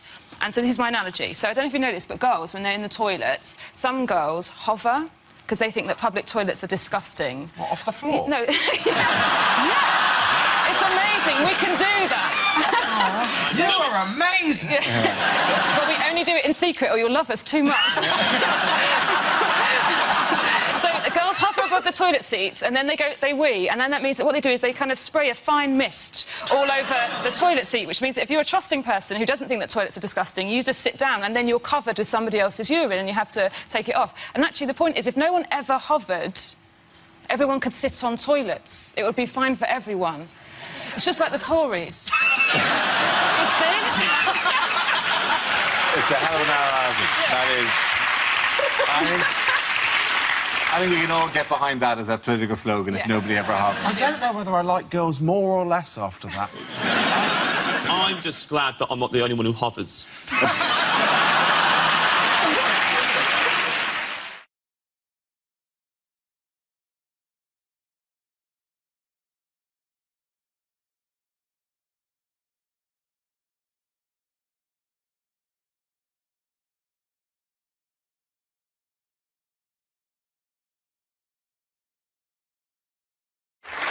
This round is called Prime Minister's Questions. For the purpose of this game, I'll be the Speaker of the House of Commons. Rory, you're going to take on the role of Tony Blair. Jeremy and John, you are his Labour colleagues on the front bench. Over here we have the opposition benches with Linda, Hugh and Frankie. You'll be debating on the heavyweight issue of the week. To start, I'd like the Prime Minister to give a statement on the government's reaction to the toads in Hamburg, which have been spontaneously exploding. Prime Minister. Mr. Deputy Speaker, I'm sure by now the House will be aware of the tragic incidents in Germany at the weekend in Hamburg, which has seen a number of frogs spontaneously exploding. Our thoughts are with them. At this time, our condolences go to our German counterparts. I'm able to say that no British frogs were involved. We would very much like to share condolences, but we'd also like a guarantee that the government is taking steps to make sure that none of these frogs make the short hop across the channel, or toads, which I believe is also the subject of the story. And if they do, will he slam the toads in the hole?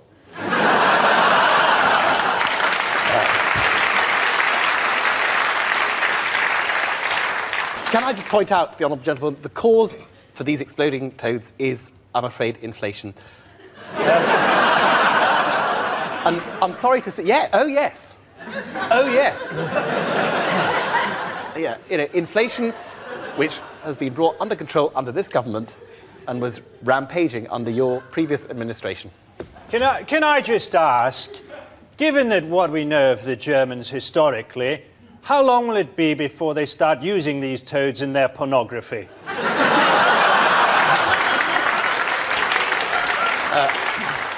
I think that's one for the Minister for Arts and Culture.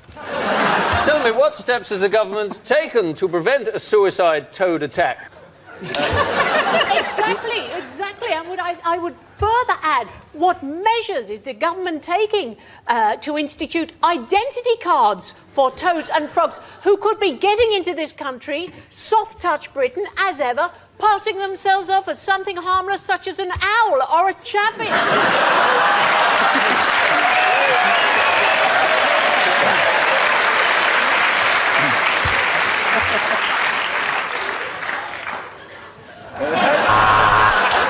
On that, ladies and gentlemen, I think the opposition take it tonight.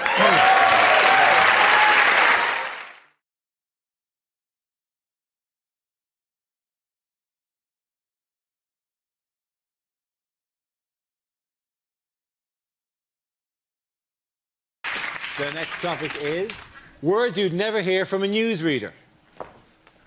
Welcome to Channel 5 News, thickos. Boy, do you want to buy some speakers?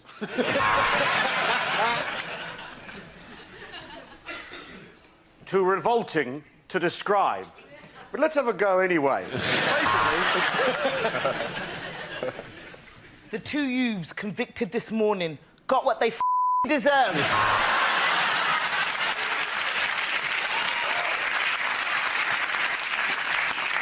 OK, they may have acquitted him, but he certainly looked like a paedophile. You've been watching Sky News. To be honest, I'd double-check everything you've just heard. Sir Gary Glitter received his honour at the Palace this morning. Welcome to ITV News on Ice. Must be unlikely. The next report may contain images that could give you the horn.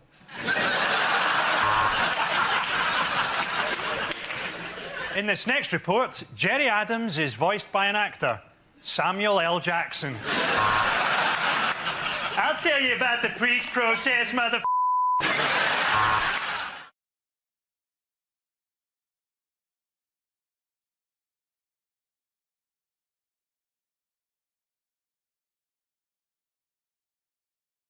Now we come to our final quickfire round called Scenes We'd Like to See. This is for everyone, so if you can make your way to the performance area, please.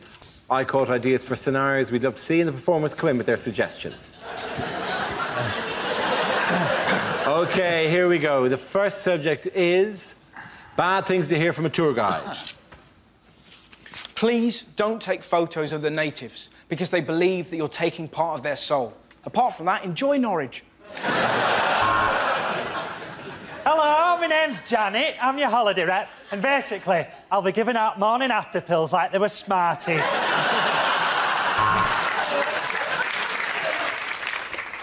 Good morning. I'm afraid this is the loudest...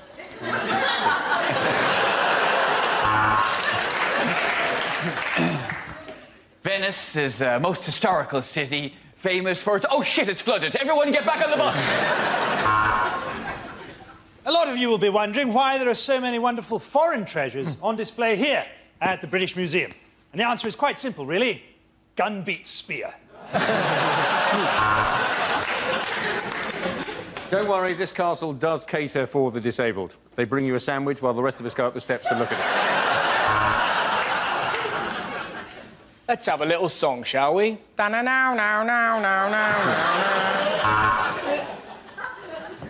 Coming up later on, we've got the topless donkey derby and who's got the funniest willy competition. Yes, it's going to be the best saga holiday you've ever had. I know that a lot of you can't bear to leave Thailand, which is why I've hidden drugs randomly in your luggage. And as we enter the next room, I need you all to be very quiet because we have technically broken in. If you need anything at all, I'll be under your bed.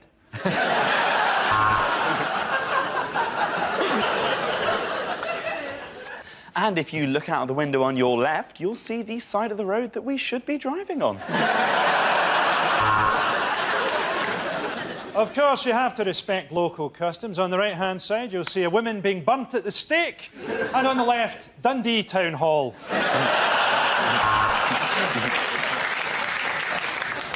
Well, this is the deepest, darkest bit of the caves. And unless you give me £20 each, it's where you're staying. And according to Wikipedia, the East Wing was built in the year Dougie is a homo. We're now leaving the green zone. Pop on your flak jackets. This is the real Baghdad. An adult and 2 children is £10. But enough about my trip to Cambodia. Our next topic is unlikely things to hear on a breakfast show. If the woman I picked up last night is watching, help yourself to cereal, but get out of the flat by the time I get home. And now it's time for Thought for the Day. That was a good one. You're listening to Six Music. Yes, you. Just you. Welcome to Travel Report. We've got a text here from Dave on the M5 who says, ha ha ha, every morning you leave for work, I pop round and shag your wife. So if you're trying to get in via Junction 2, stop it. It's against nature, and the Bible says no.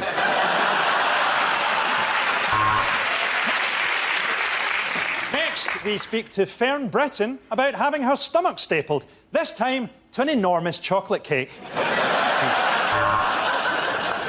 In other traffic news, if you're on the M11 headed towards Middlesbrough, I would turn around because it's a shithole. Hello, I'm doing a survey into the effects of replacing milk on your Weetabix with Red Bull! And we can see there's been an accident northbound on the M1, and it is a beauty. Welcome to Radio Tourette's, you shit monkeys. You may think of it as a breakfast show. I had mine at 4:30. Later, Vanessa Feltz will be joining me on the settee, and I'll be bouncing through the fucking ceiling. OK, at the end of that round, the points go to Frankie, Hugh and Jack.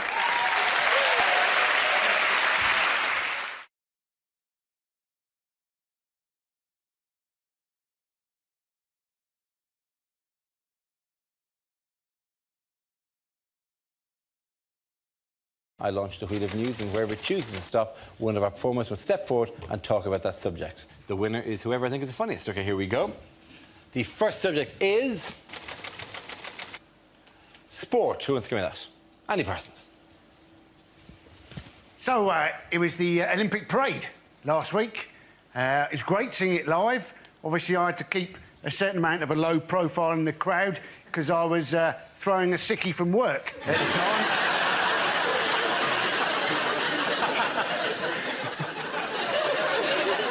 But it was great. 21 buses driving through London at a steady 2 miles an hour.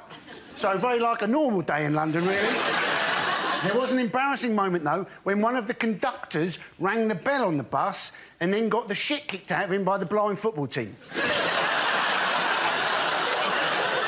And I realised, actually, that I could get into any sport during the Olympics. The only sport I couldn't actually get into, dressage. Watching a horse walk and then reverse. They call it horse ballet. I don't think anybody would go and see ballet if it was just some bloke walking a bit quicker, slowing down a bit, stopping, bowing, and then pissing off. And secondly, not many people go to ballet anyway because it's shit. Thank you very much, Andy Parsons. OK, let's see what the next subject is. And it's the internet. Who wants to come out? Joe. The internet. You know when you buy things on Amazon and they have recommendations? You know, like the person who purchased this also purchased this. I was thinking I would like to hack into Amazon and put up my own recommendations. So, like, the customer who purchased My Story by Danny Minogue also purchased a length of rope and a wobbly chair.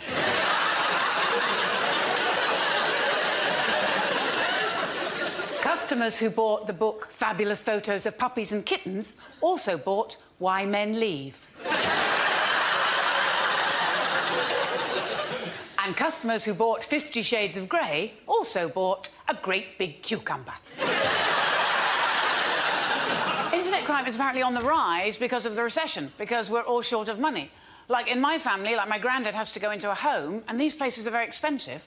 But we found somewhere, and it's really nice because he's got his own sort of kitchenette, he's got his own shower stall, there's an outside space with plants and shrubs and stuff. Best thing is, it's completely free. We've left him in home base.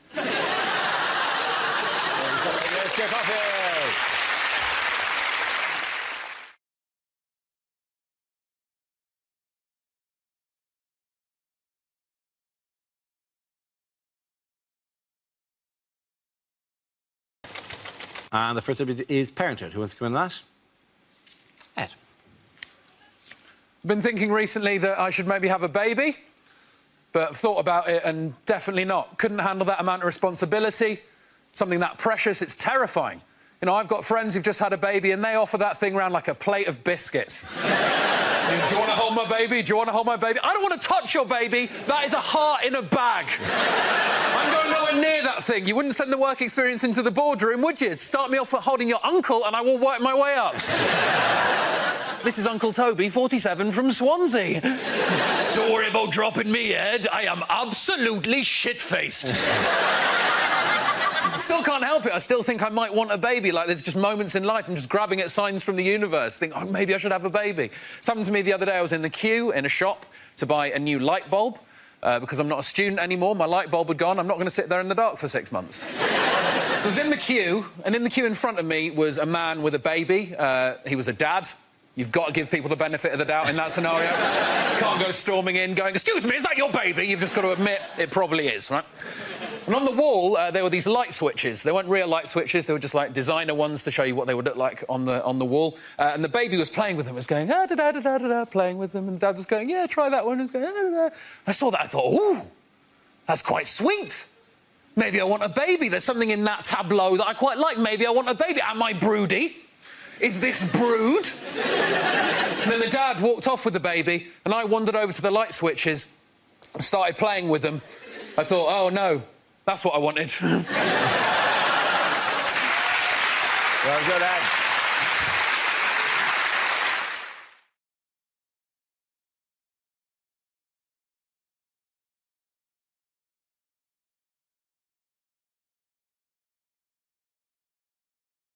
Can I say that the jam thing irritates me, though? Because the jam thing is that we've been told there's an opportunity for Britons to sell jam to Europe. Yes. Right? That's the big opportunity, right? And all the Twitter comments were trying to sell jam to the French, all the French provide all of that. They do, but we make really good jam. We make really, really good jam. And I hate this thing. Doing down the country. Yeah. No, whereby everything that comes from France is more sophisticated. Their jam just comes from a big jam factory near Marseille. I mean, when I was a kid, we all thought ski yoghurt was incredibly sophisticated. It was made in Swansea. When you started that, I thought, where's he going with this? And it's just like, oh, he just loves jam. French jam is really complicated. I mean, it's not good because you go to Waitrose. Jesus Christ. You just want a jar of raspberry jam. Can you find it? You can find framboise. What the fuck is that? It's food. Oh, OK. Oh, very similar topics. I once went to a buffet in Reading, and that's not even the joke. It was organised by a woman called Wendy, and it was so beige. It was so bland. It was like a buffet representation of Reading. I looked across this buffet, right? They put out sausage rolls, right? Sausage rolls, right? Where they just whipped off the cellophane and put the corrugated plastic straight down on the table.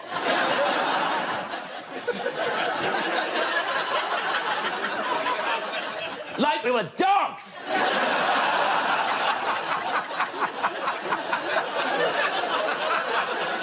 Then we had Scotch eggs, right? Scotch eggs cut into quarters. Apparently no one can eat a whole one. Then we had breadsticks displayed in a pint glass. I thought I was at a fucking UKIP rally.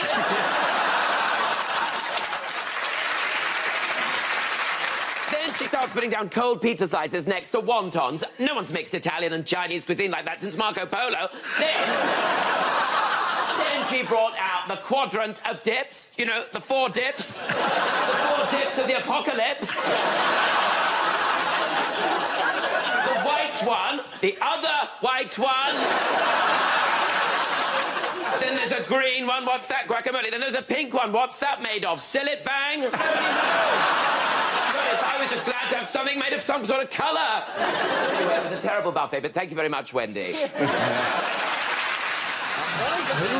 Who made a typically colourful speech at the conference? Can I just ask one question? Oh, my God. Is it how Why they get the little isn't thing to go down? Why isn't there orange jam? Marmalade is... No, that's not jam. That's got bits in. Yeah, I'm happy to move on as well. I'll give you a clue. The answer is Boris Johnson. Who? It was Boris Johnson. Shut up, I have to ask the question first. Let's stick to the conventions of normal language. Who made a typically colourful speech at the conference? Was it Hugh about jam? OK.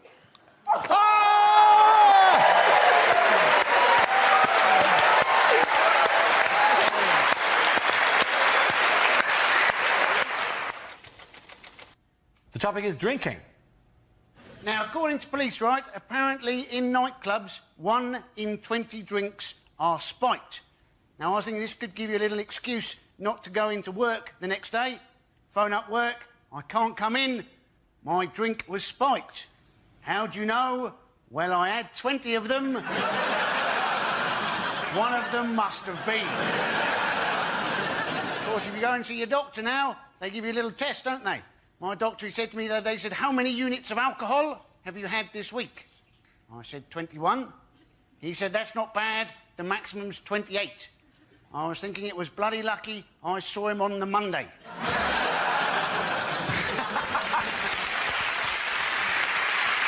OK, let's see what we've got left for Frankie. Let's spin the wheel again. And it's drinking. As a teetotal alcoholic, that should be quite good. I drink energy drinks now. It's good that they've finally managed to can anxiety. It's good that there's a drink that gives me the resting heart rate of a serial killer who's just spotted that there's a sale on at B&Q. I hate this thing where Guinness always go, oh, we're the national drink of Ireland. Yeah, you're the national drink of a nation of alcoholics.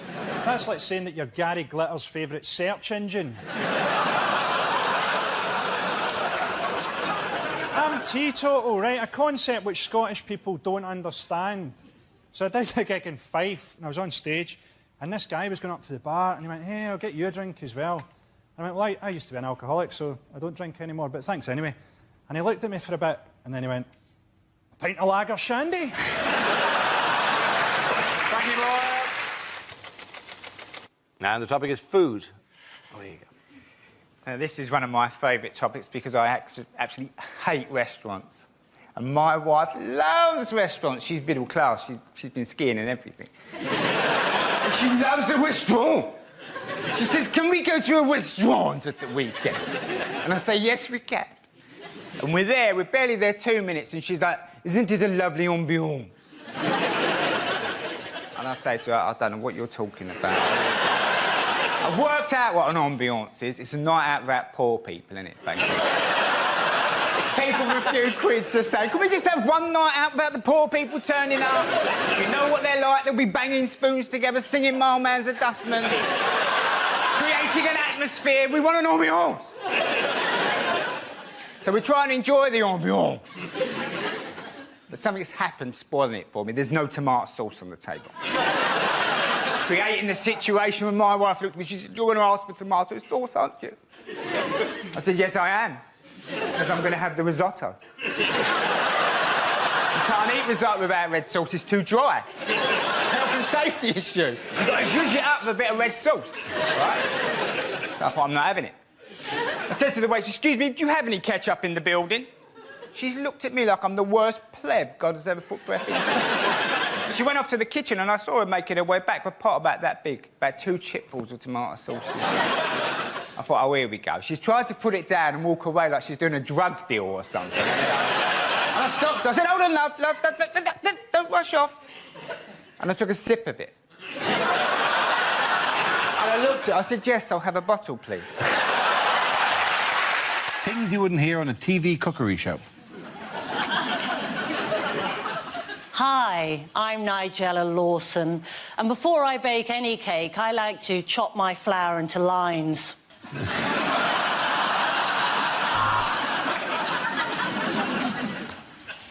can see that's rising nicely. It does that every time I think about how much money Channel 4 are going to pay me.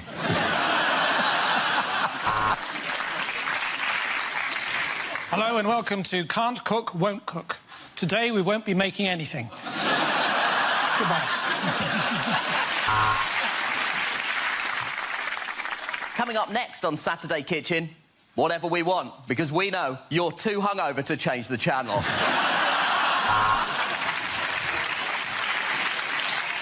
This is a hot pot. This is a fucking hot pot!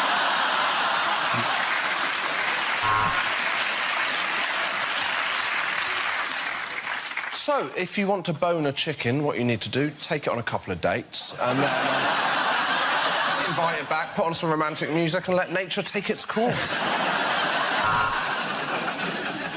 There is a bit of a problem on this week's food and drink. I've finished all of it.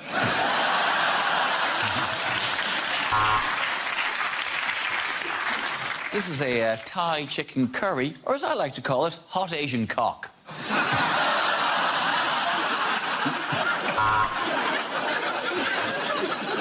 OK, Sam, let's see what you've brought in your bag of ingredients. It is a pint of wine and a large Malteser.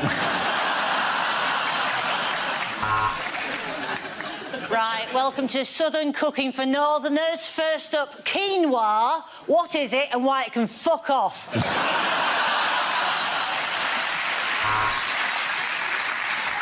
Well, if you're going to pop it in, don't forget to cover it first. I didn't, and that's why I'm making paternity payments. Hello, I'm Greg Wallace, and this series of MasterChef, we won't be using plates. We'll just be eating off my shiny, shiny head. Hello, it's Nigella Lawson here again. I'm just going to say the word spatchcock for no reason. Spatchcock. Anyone can make this. You can't, Beatrice. Sorry, you can't beat rice.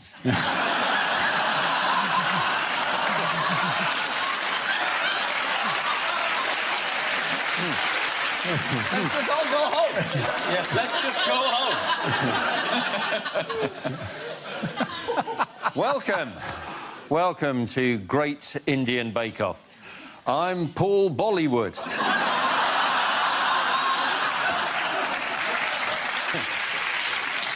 Hello, I'm Jamie Oliver. Welcome to my new show. Stick a bit of fucking sugar in it. In other news, what could happen to drunk air passengers in the future? They might sober up. Yeah. They're complaining drunks are getting on planes. They make you wait for 2 hours in a pub. That's just a brilliant pub that happens to have good transport links.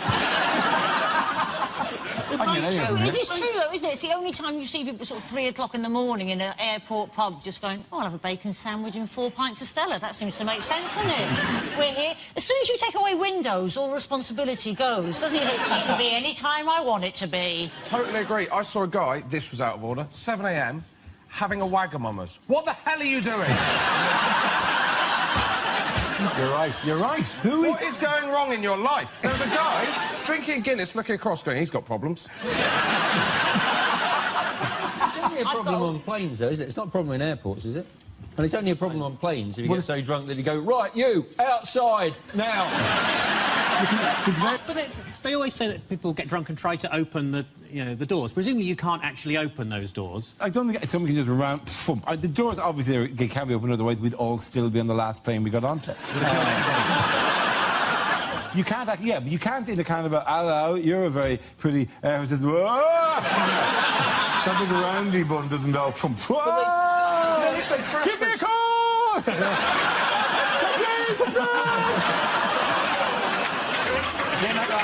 James Orlando.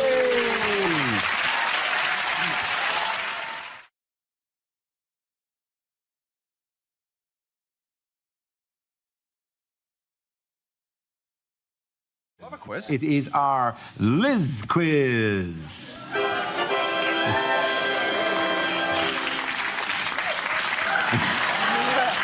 Obviously, we'd like the expense that has been spent on that. I really want to thank you for coming in and recording that little wave.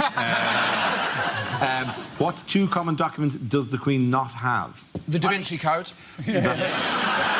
And Life of Pi. Next. Yes. Oh, the rest of them, she has them all. She doesn't have a driving licence. She doesn't have a driving licence, no. Although she has qualified to drive. Yes, she has. She can drive. She was trained to drive in the army, as far as I know. She did, yeah. She stripped down engines and everything in the army. Absolutely, yeah. Passport. There's no driving licence and is the only person in the country who doesn't need a passport, as they're issued in her name. And so she cannot issue in her own name because, you know... But I think she's relatively good on the ID front because she just take out a tenner and go... oh, you not get this? Go send a letter, bitch.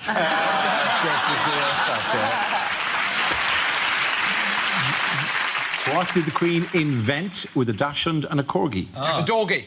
Yes! Is it? Yes, it is. I was joking. She invented a breed of dog called the Dorgie. Which you say she invented it? What, she was there going, right, you put that in there now. She didn't invent it, though, did she? According to this card, yes, she did. She couldn't have gone on Dragon's Den. One needs £30,000 for 40%. It's always 40%. That's all they ever want, no matter how much you're going to say initially. 8%, 40. It's commonly known that the Queen owns the UK swans. Commonly known that the Queen owns the UK swans, says here. But what other water-based animals does she also have the right to own? Ducks. Not ducks, no. shopping trolleys? I think it's... Is it dolphins? It is. It's dolphins, whales, I'm pretty and big sturgeons. on the royal family. I know a lot of stuff. You really are, actually. It's quite worrying. Any dolphins, whales, and sturgeons within 3 miles of the UK, they're hers. Do the dolphins know, or do they just stray in and then that's it? If they get too close, she's in a speedboat constantly, all right? Just patrolling that 3-mile limit around the country, right? With their army of swans. With their army of swans who work to track them. When she does that wave, she's actually doing a fin motion to summon her dolphin army. Army of dolphins, assemble! I come here with an army of dolphins. I want £40,000 for 35% of the company. I have invented a swolfin.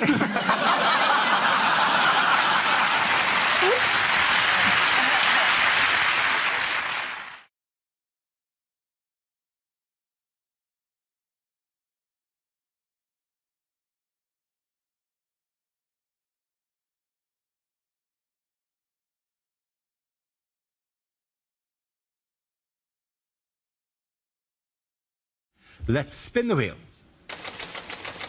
First subject is the north-south divide. How? The north-south divide, yes. I believe we should build a wall and make it official. I do.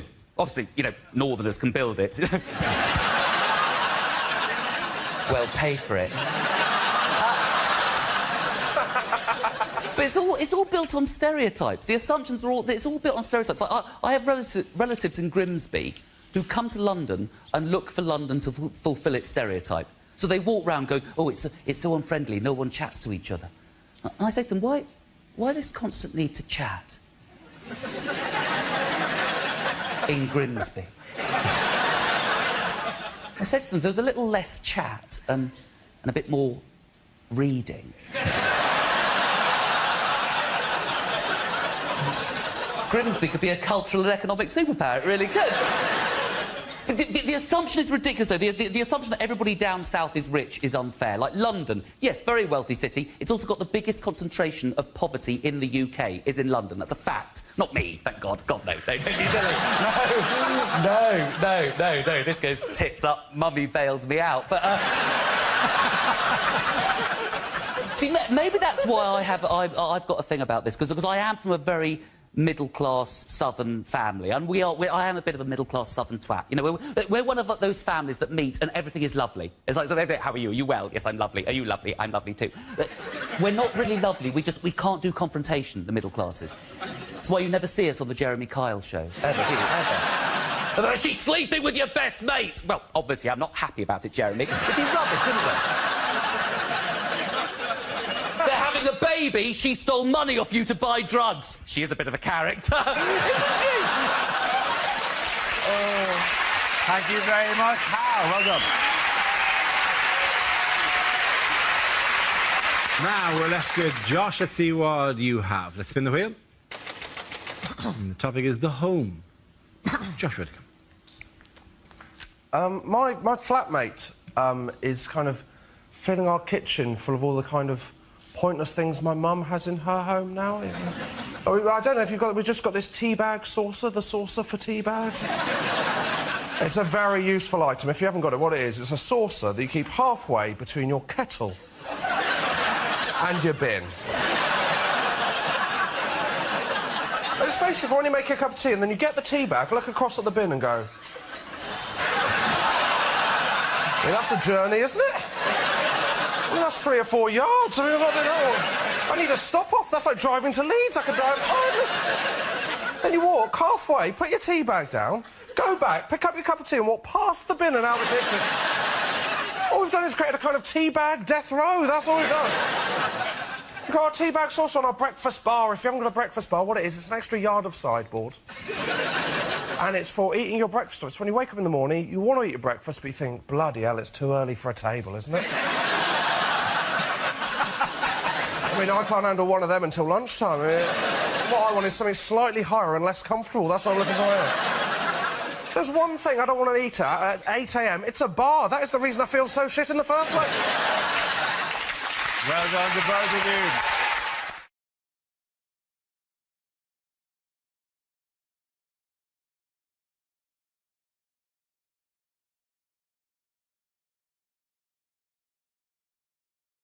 We start with a round call. If this is the answer, what is the question? On the board are 6 categories. Zoe, which category would you like?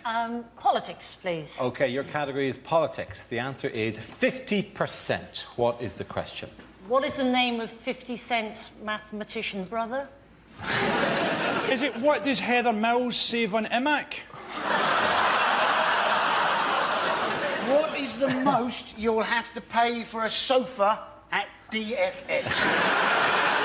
What is a bad answer to the phrase, how much do you love me? Is it the percentage of Ant and Dec that is forehead? Is it you're a 19-year-old Glaswegian male, how much of your life is left? Is it if I entered an orgy covered in Marmite, what would be my success rate? But to be honest, I always find that when people say, oh, I'm a Marmite kind of person, people either love me or hate me. They're always people that everybody hates. Is it how much of Silvio Berlusconi is made of oil? Is it what percentage of the population, rather than a TV debate, would like to see Cameron and Brown have a cage fight? I would love to see that. So would I. Yeah. Who would win then? I would imagine Brown. Yeah, Brown. He's got moves. Brown. He's also got that dislocatable jaw. Yeah, he can actually swallow your whole. He could swallow you. He can actually take your jaw down. Imagine that. Wouldn't that be incredible? If Cameron ran towards him. Cameron's legs flapping. Is it what was the proportion of cats that died during the making of my ill-fated television pilot, Cat versus Bleach?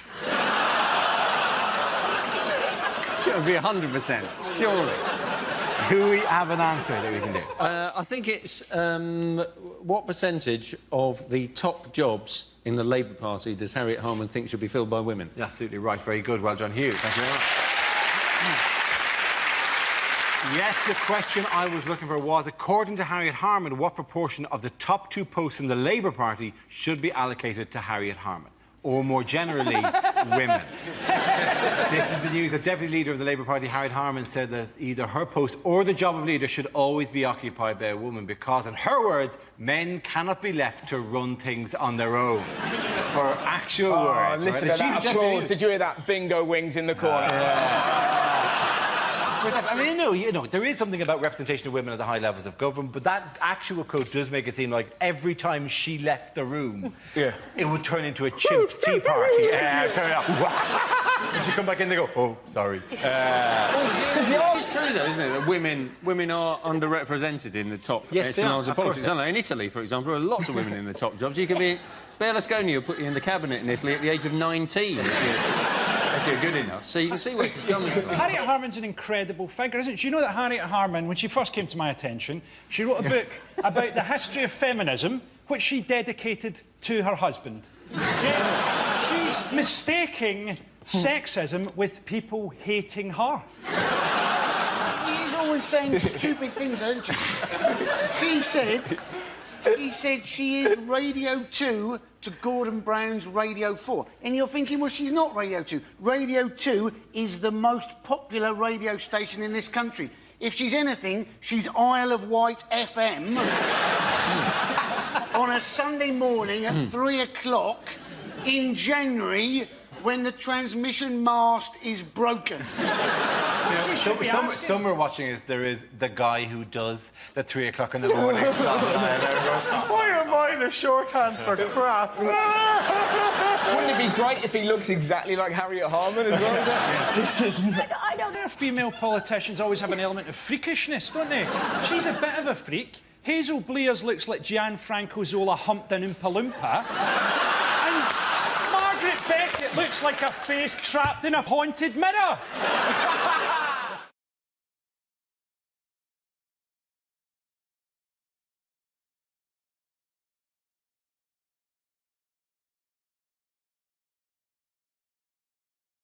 Unlikely things to read on a motorway sign.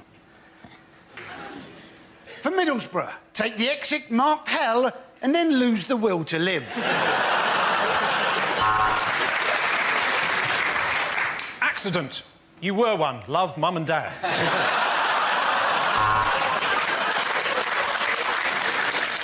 When lights flash, dogging is about to start.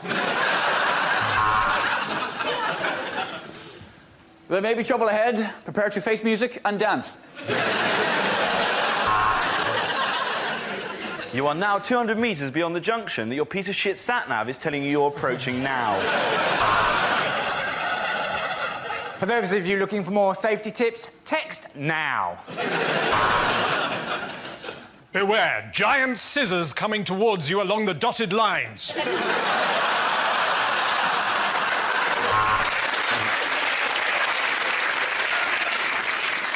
Turn on lights in tunnel. They're on the right, just above the entrance. Turn off the sat-nav. Use the force, Luke. The North, where the men are real men, and so are quite a lot of the women.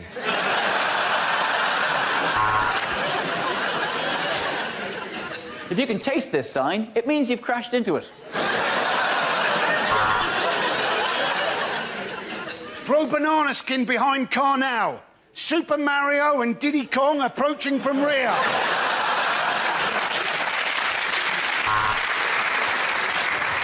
There was a young man from Preston who tried to drive to Heston. The sign wouldn't rhyme and he ploughed into the back of a juggernaut.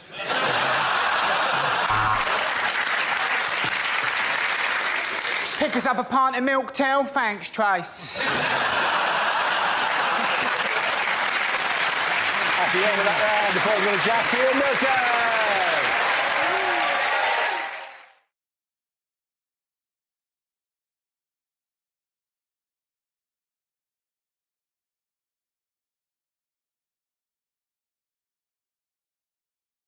The next topic is America. Who wants to come in on that? And Well, their president is an idiot.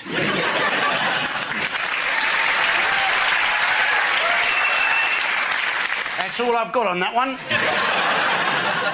No, this is the man, right? He wants to try and put a person on Mars by building a stopping-off station on the moon.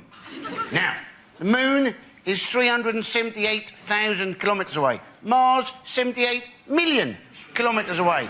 Trying to put a person on Mars by building a stopping-off station on the moon is like going to New Zealand by building a stopping-off station at the end of your bloody garden. Thank you very much, Andy. The subject is junk food. Russell. Hello. Am I allowed to take this out? Or do I have to... Go for it. Slick. There was an amazing thing the other day. Apparently 15% of 2 to 11-year-olds in England are now obese, and the government's going to ban telly adverts of junk food till 9 o'clock so the kids can't watch. And you find yourself screaming at the telly, if your 2-year-old's obese, that isn't telly's fault, that's your fault. How can you possibly ban the adverts? Ban your fanny until you can look after what plops out of it. That is unbelievable. There's ways and means. My dad invented something, right, to make us eat our dinner. My sister would never eat it. She was like, no, it looks disgusting, Dad, no way to eat it, right? My dad invented something called the dinner witch. So, my sister was like, it looks disgusting. My dad would wink at me. I'd pop outside, ding-dong on the doorbell. My dad would then look into my sister's 8-year-old face and go, oh, Kerry, who could that be? During dinner time, with your plate still so full. And I suppose it could be the dinner witch. At which point, my sister would like, slick.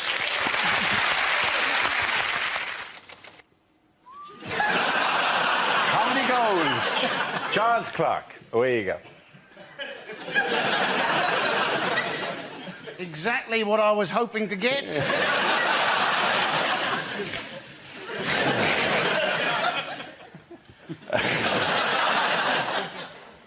Charles Clark, a man who's just been having a go at Gordon Brown, also having a go in the last 6 weeks at Tony Blair. Of course, this was the idiot, ladies and gentlemen, who actually mucked up with the foreign prisoners and deportation. He said he became aware of the problem in July 2005, but he only became fully aware of the problem in October 2005. Now, I don't know about you, if you've got a problem, how long it might take you to go from being aware of the problem to being fully aware of the problem. If it took you more than a day, you'd probably quite disappointed. If it took you 4 months, you'd have thought he might have resigned straight away. Maybe that's why he's been having a go at Gordon Brown and Tony Blair over the last few weeks. He's only just become fully aware that he's been given the bloody sack.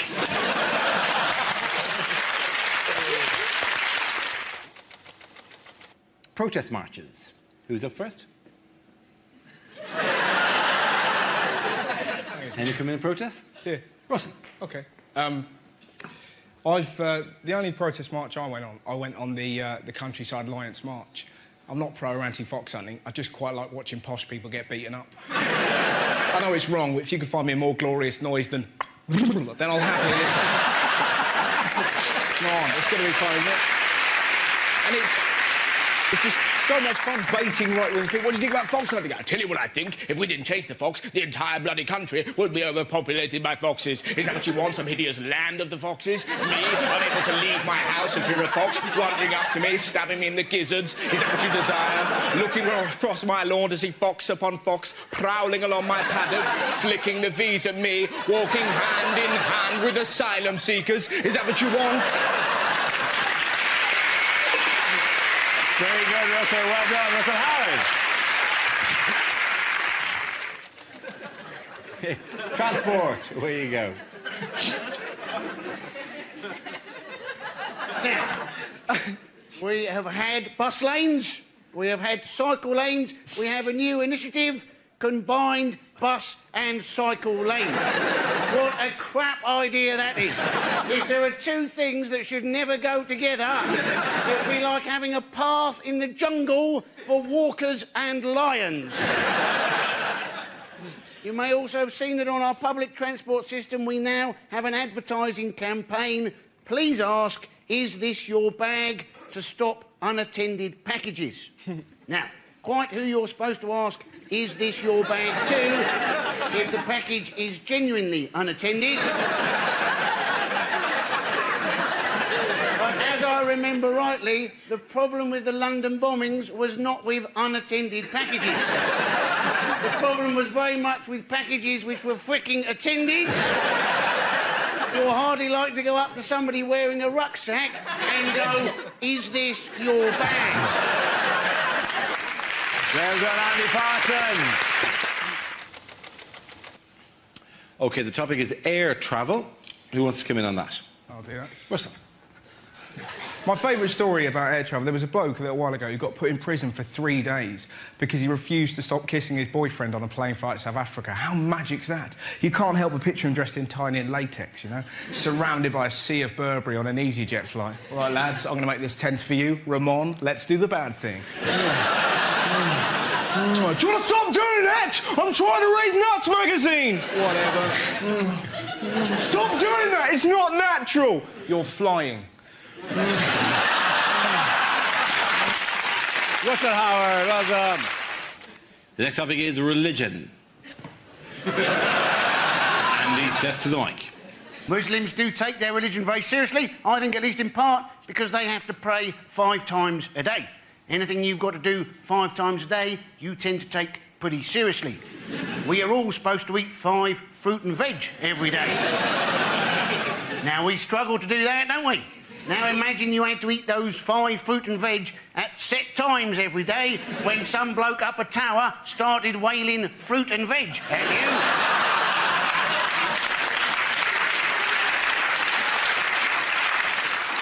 At which point you had to start reciting various passages from Delia Smith's healthy cookbook whilst pointing in the direction of Norwich. Very good, Andy Parsons. OK, the first subject is street protesters. Can I have a volunteer talk about that? I'll do that, Dara. Nation. So, I love street protesters, they're fantastic. The best I saw, there's a lovely old lady who, since the war in Iraq started, she stands outside the Bristol Hippodrome with a big sign that says, toot if you're anti-war. And if you drive past her, go, ha, she does this. Now, I'm not sure, I've made her leap many times. I don't know if I'm anti-war or really pro-pensioner leaping. You know, when you kind of go, why am I doing this? Ha, stop it! Ha, do it! They're everywhere. They're brilliant. There's a bloke that I saw the other day, you know, one of those religious godbotherers. It's fantastic. Just with a loud hailer, just pointing at people randomly. You're going to hell, you're going to hell, you're going to hell. Everyone was freaked out. Too goth delighted. That's a separate issue. But he pointed at me and I was freaked out. And then he did something wonderful. He pointed at this really strutting black guy. I don't know why the fact that he's black made it cooler, but it really did, right? Pointed at it, went, you're going to hell. Without missing a beat, this bloke just went, no, mate, HMV. And he just sat there going, Well done, Russell Howard. It's health. Away you go.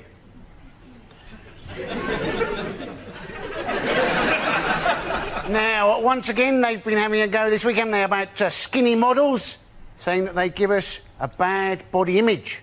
Now, I'm not sure we're quite that insecure, are we? You know, I see a skinny model, I don't think, oh, I better go on a diet. I think, oh, there's a skinny model. I bet they're hungry. I think I'll have a pie.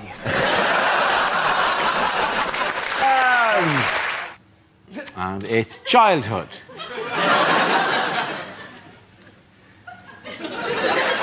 So, I found this out this week, right, that we're giving happiness tests for 6-year-old kids. How ridiculous is that? My friend Wendy's a teacher. Twice a year, there you go. Are you happy? I've eaten my crayons. Which made me happy, so swings and roundabouts, really. Which I also like. It's just the most ridiculous idea. Some bloke arrived. This is Maslow's hierarchy of needs. What makes you happy? You! Sneezing. You! I quite like tickling people. You! I like putting marbles up my brother's bum. Now, don't judge me. I did that once. I'm not showing off, but when you're 8 and your little brother's 6, the power you have is incredible. You've got to put some marbles up your bum. Why? If we get enough in there, you turn into a wizard. Fill me up! Fill me up! I will. Well done, Russell. The first topic is transport. Andy. Trains are overcrowded, but of course the train companies, they've got an answer for that, haven't they? What do they say? Well, they say, well, actually, overcrowding is quite a good safety measure because apparently during the Cannon Street rail crash, those passengers that were stood up like sardines, they were less badly injured than the ones who were sat down. Now, how can you justify something that's only any good in the event of a crash? And what are you supposed to do if your train isn't very crowded? Are you supposed to stand unnaturally close to people, going, I'm terribly sorry about this, but in the event of a crash, apparently, you're my airbag? Well done, Andy Parsons. The next topic is education. Who wants to come in on that? Russell. I remember school being fun. I think my favourite moment ever in life, pretty much. There was a girl in our school called Lydia. She was trying to make her calculator work. She was repeatedly knocking it against a desk. And after about an hour, our teacher went, Lydia! How would you like it if I banged you against the desk?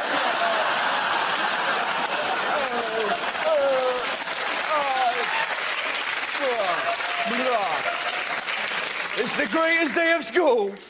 But now it's more sinister, isn't it? Like, they're now talking about teaching 5-year-olds sex education. Of course, people are very angry. It's disgusting! It's too much! Like, calm down. Not going to teach them technique. Right, this is how I like to do it, kids. That's right. Kids aren't going to run home, put dolls around a toy car and go, look, Mum, they're dogging, they're dogging. It's going to be some poor teacher trying to talk to 5-year-olds about love. Can you imagine a harder job? Hello, children. I'm here to teach you about love. Good luck with that, mate. I'm off to lick that tree. Thank you very much. The subject is sport. Who wants to come in on that? So, hey, Freddie Flintoff, how drunk would he have been on Monday night? That's all I've got on that one. We have got a great new British hope for our sport, though. Laura Robson, Britain's tennis, 15 years old, both her parents Australian. We don't mind immigration when they've got a bit of talent. We object to people sneaking into Britain on a rubber dinghy unless they can do it really bloody quickly. Thank you very much, Ali Parton. And the topic is joy. Two very giddy albinos there. Do you know what gives me joy? People who are a bit different. I fell in love with my friend Tom, age 5. He stood up in the middle of a nativity play and went, well, enough's enough. What made it even better, he was the front end of a donkey. I like noises as well. I heard this in a supermarket the other day. Whee! I thought, I'm following that, right? It was an old man skidding on a trolley. He'd done the trolley gauntlet, just whee! Just this blur of giddy wrinkles. What made it even better, a security guard stopped him and went, oi, I've told you. How can that not make you happy? And sometimes we laugh at stuff that we shouldn't. Like, I was in a pub recently, I saw a full-size Jenga topple onto a pissed dwarf. Now, the head says no, the belly says yes! Laugh, Russell! Before the bricks hit his tiny face, he went, bloody hell. A bloke 2 seats along went, that was like 9/11. You're there going, oh, God. Thank you very much, Russell. Andy, on the topic of smoking. Yes. Now, the government, they've made a bit of a muck of this smoking ban. Basically, it looks like in England that they're only going to ban smoking in those pubs that serve food. So a lot of pubs in England have said, well, in which case we're going to ban food and keep smoking. You're now going to have to go outside for a pie.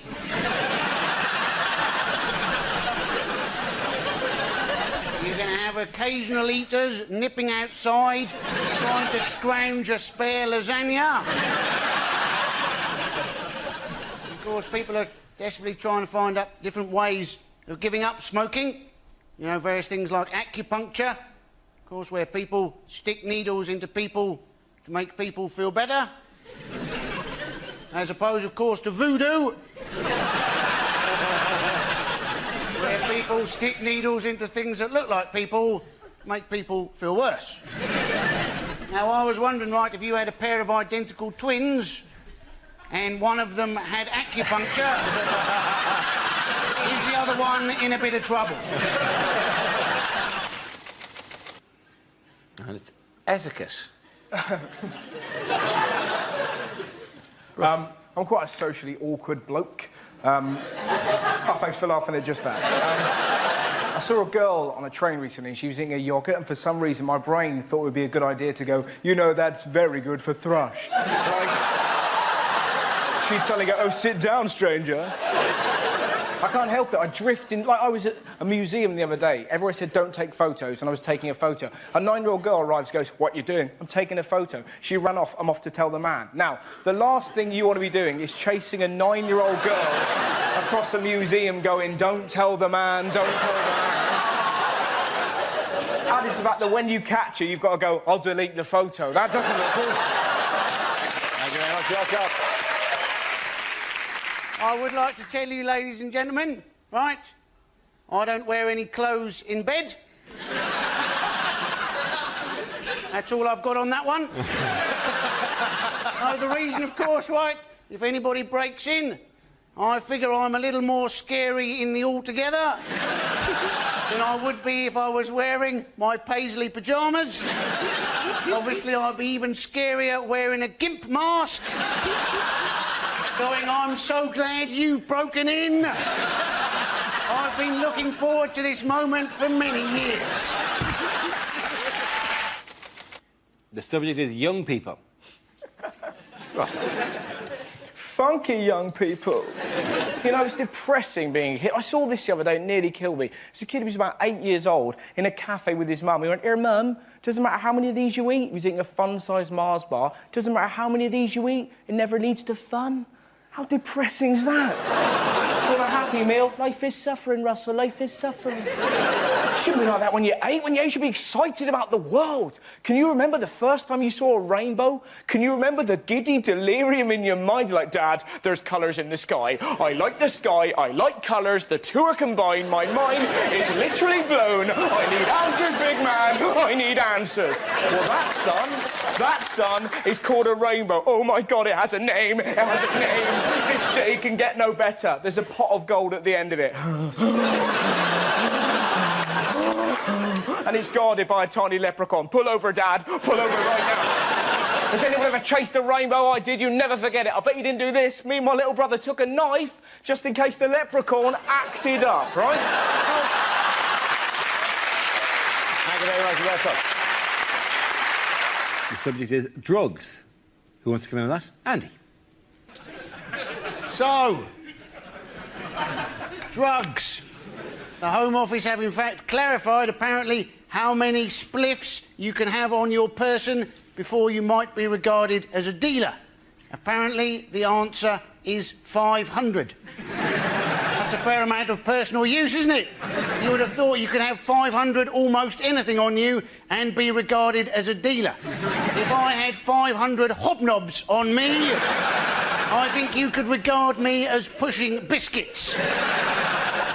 Not that I know that much about drugs, ladies and gentlemen. Apparently the current trend amongst young people is to have an upper followed straight away by a downer just to take the edge off it. Why not just take a bit less of the upper? That to me would be like having a Red Bull and then having a Horlicks straight away afterwards. Well done, Andy. That's fitness. Could have been camel toes. Now, I was in the gym the other day. I was in a locker room, and a 5-year-old boy ran in and jumped into a locker. Now, sometimes you know you're just going to have an incident, right? You could hear him in there giggling, like, and you knew what he was going to do. He was going to jump out and scare his mates, because his mates appeared seconds later, like, where's Stephen gone? Where's Stephen? He was near a minute ago. This is most irregular. And he waited, not for his mates, but for 3 huge naked men. It was fantastic. They were kind of walking past, and this little kid leapt at those men like a cat with rabies. It was incredible, right? Just from nowhere, the noise they made, I've never heard a noise like it. They sounded like a tugboat getting molested. It was like,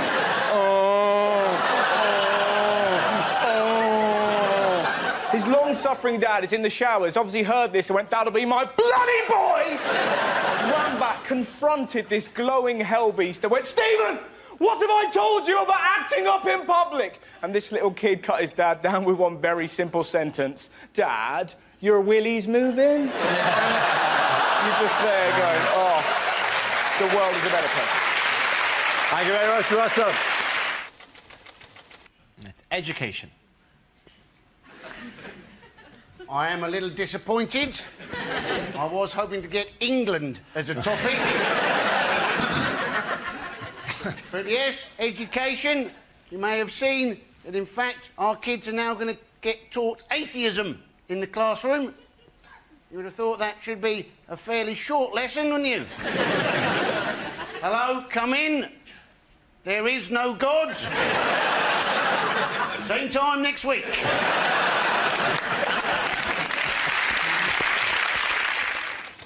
The next topic is the consumer society. Russ. It's all a bit much, isn't it? I went into a shop the other day that said, why not try a guilt-free wrap? You're like, don't make sandwiches evil. Sandwiches are lovely. The bacon sandwich, one of the loveliest things in the world. What is a bacon sandwich? Essentially, it's bread giving a dead pig a cuddle. It's a lovely thing. I love you, Mr. Pig. Why do the Jews hate me? It's lovely. I was really down about it, and then I saw this wonderful thing that I think could only happen in the West Country. The bloke behind the counter in this shop yawned. The bloke in front of him, who did not know him, popped his finger in his mouth and went, ooh, yawn rape, and I nearly died. I had never seen a yawn rape. And now you've learned about it, you can't not do it. You'll be on a bus, you'll see an yawn rape, you can't help it. Did the bloke behind the counter headbutt him? No, he didn't. The bloke behind the counter giggled and went, it's a good job I didn't fart, wasn't it? And you're sat there going, well, The world is a better place. Thank you very much, Russell.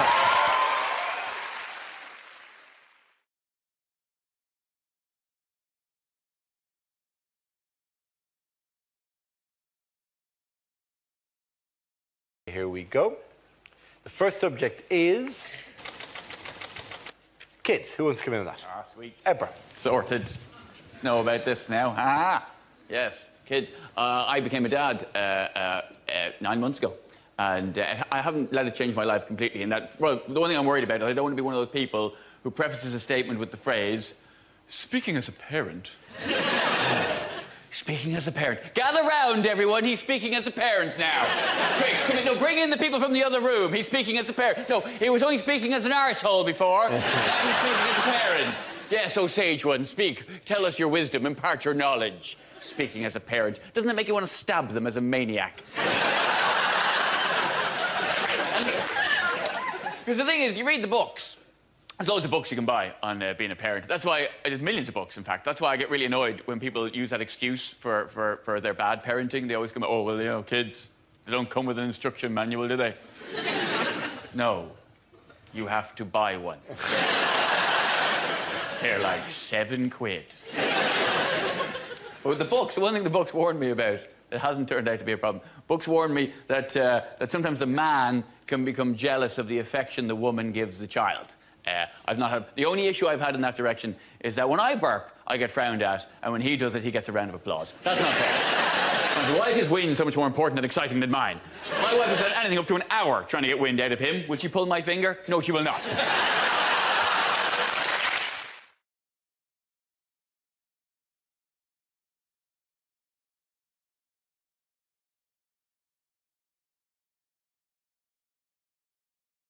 OK, now we come to scenes we'd like to see. So if everyone can make their way over to the performance area, I'll read out this week's topics, and then we'll see what our panelists can come up with.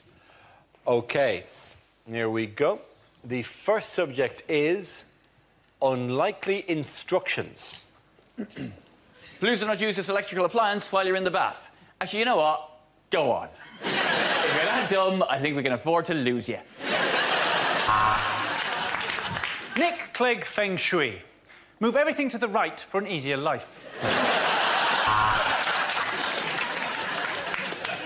Hot noodle. For best results, put back on the shelf. If pain persists, see a doctor. Just make sure it's not Michael Jackson's doctor.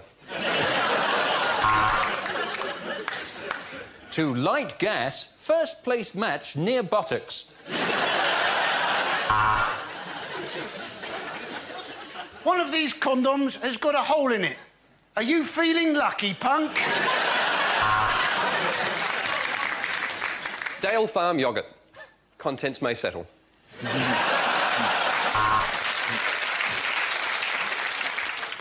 Please retain these assembly instructions in case you want to disassemble the furniture when you realise moving in with her wasn't the best move after all. Instructions for sandwich toaster. Week 1, eat nothing but toasted sandwiches. Week 2, put in cupboard and never use again. If unsure how to apply condom, take banana and beat erection with it till it goes away. Enjoy your animal-shaped biscuits. Do not eat if seal is broken.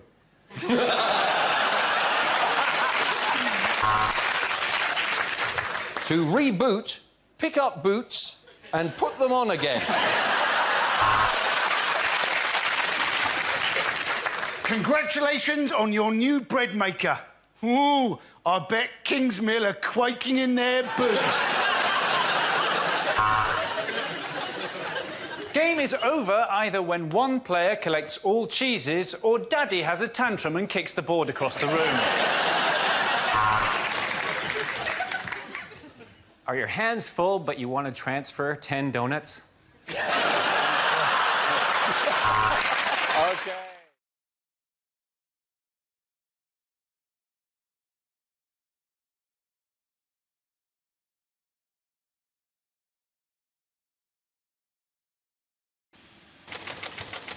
And the first subject is relationships. Ellie. So I've got quite a close relationship with my sister, and she's got my little nephew, Henry, who is a prick. No, he is. Don't take his side. You haven't met him. Because before he came along, I was the youngest in the family. I was the baby of the family, which we all know is the socially acceptable way for saying favourite. A role I was born to play until my sister, Slaggy McSlaggerson, got herself knocked up by some dude she had barely been married to for 6 years. Suddenly, it was all about her and the baby within. Now, initially, naively, I did actually get quite excited about the pregnancy, because I think, especially from, like, a female point of view, you wouldn't be human if you didn't get excited about your sister putting on a lot of weight. Had a lot of fun with that. We did. I changed her ringtone to the sound of a large lorry reversing. Just sisterly banter, really. But the banter stopped when the baby came, because suddenly it was all about him. No one paid me any attention anymore. Like, I don't know if you've ever had, like, sort of a family dinner with a small child around. It's a nightmare. There's food being thrown, there's shit everywhere, there's tits hanging out. You name it, I tried it, still nothing. Thank you. There we go there. Very good.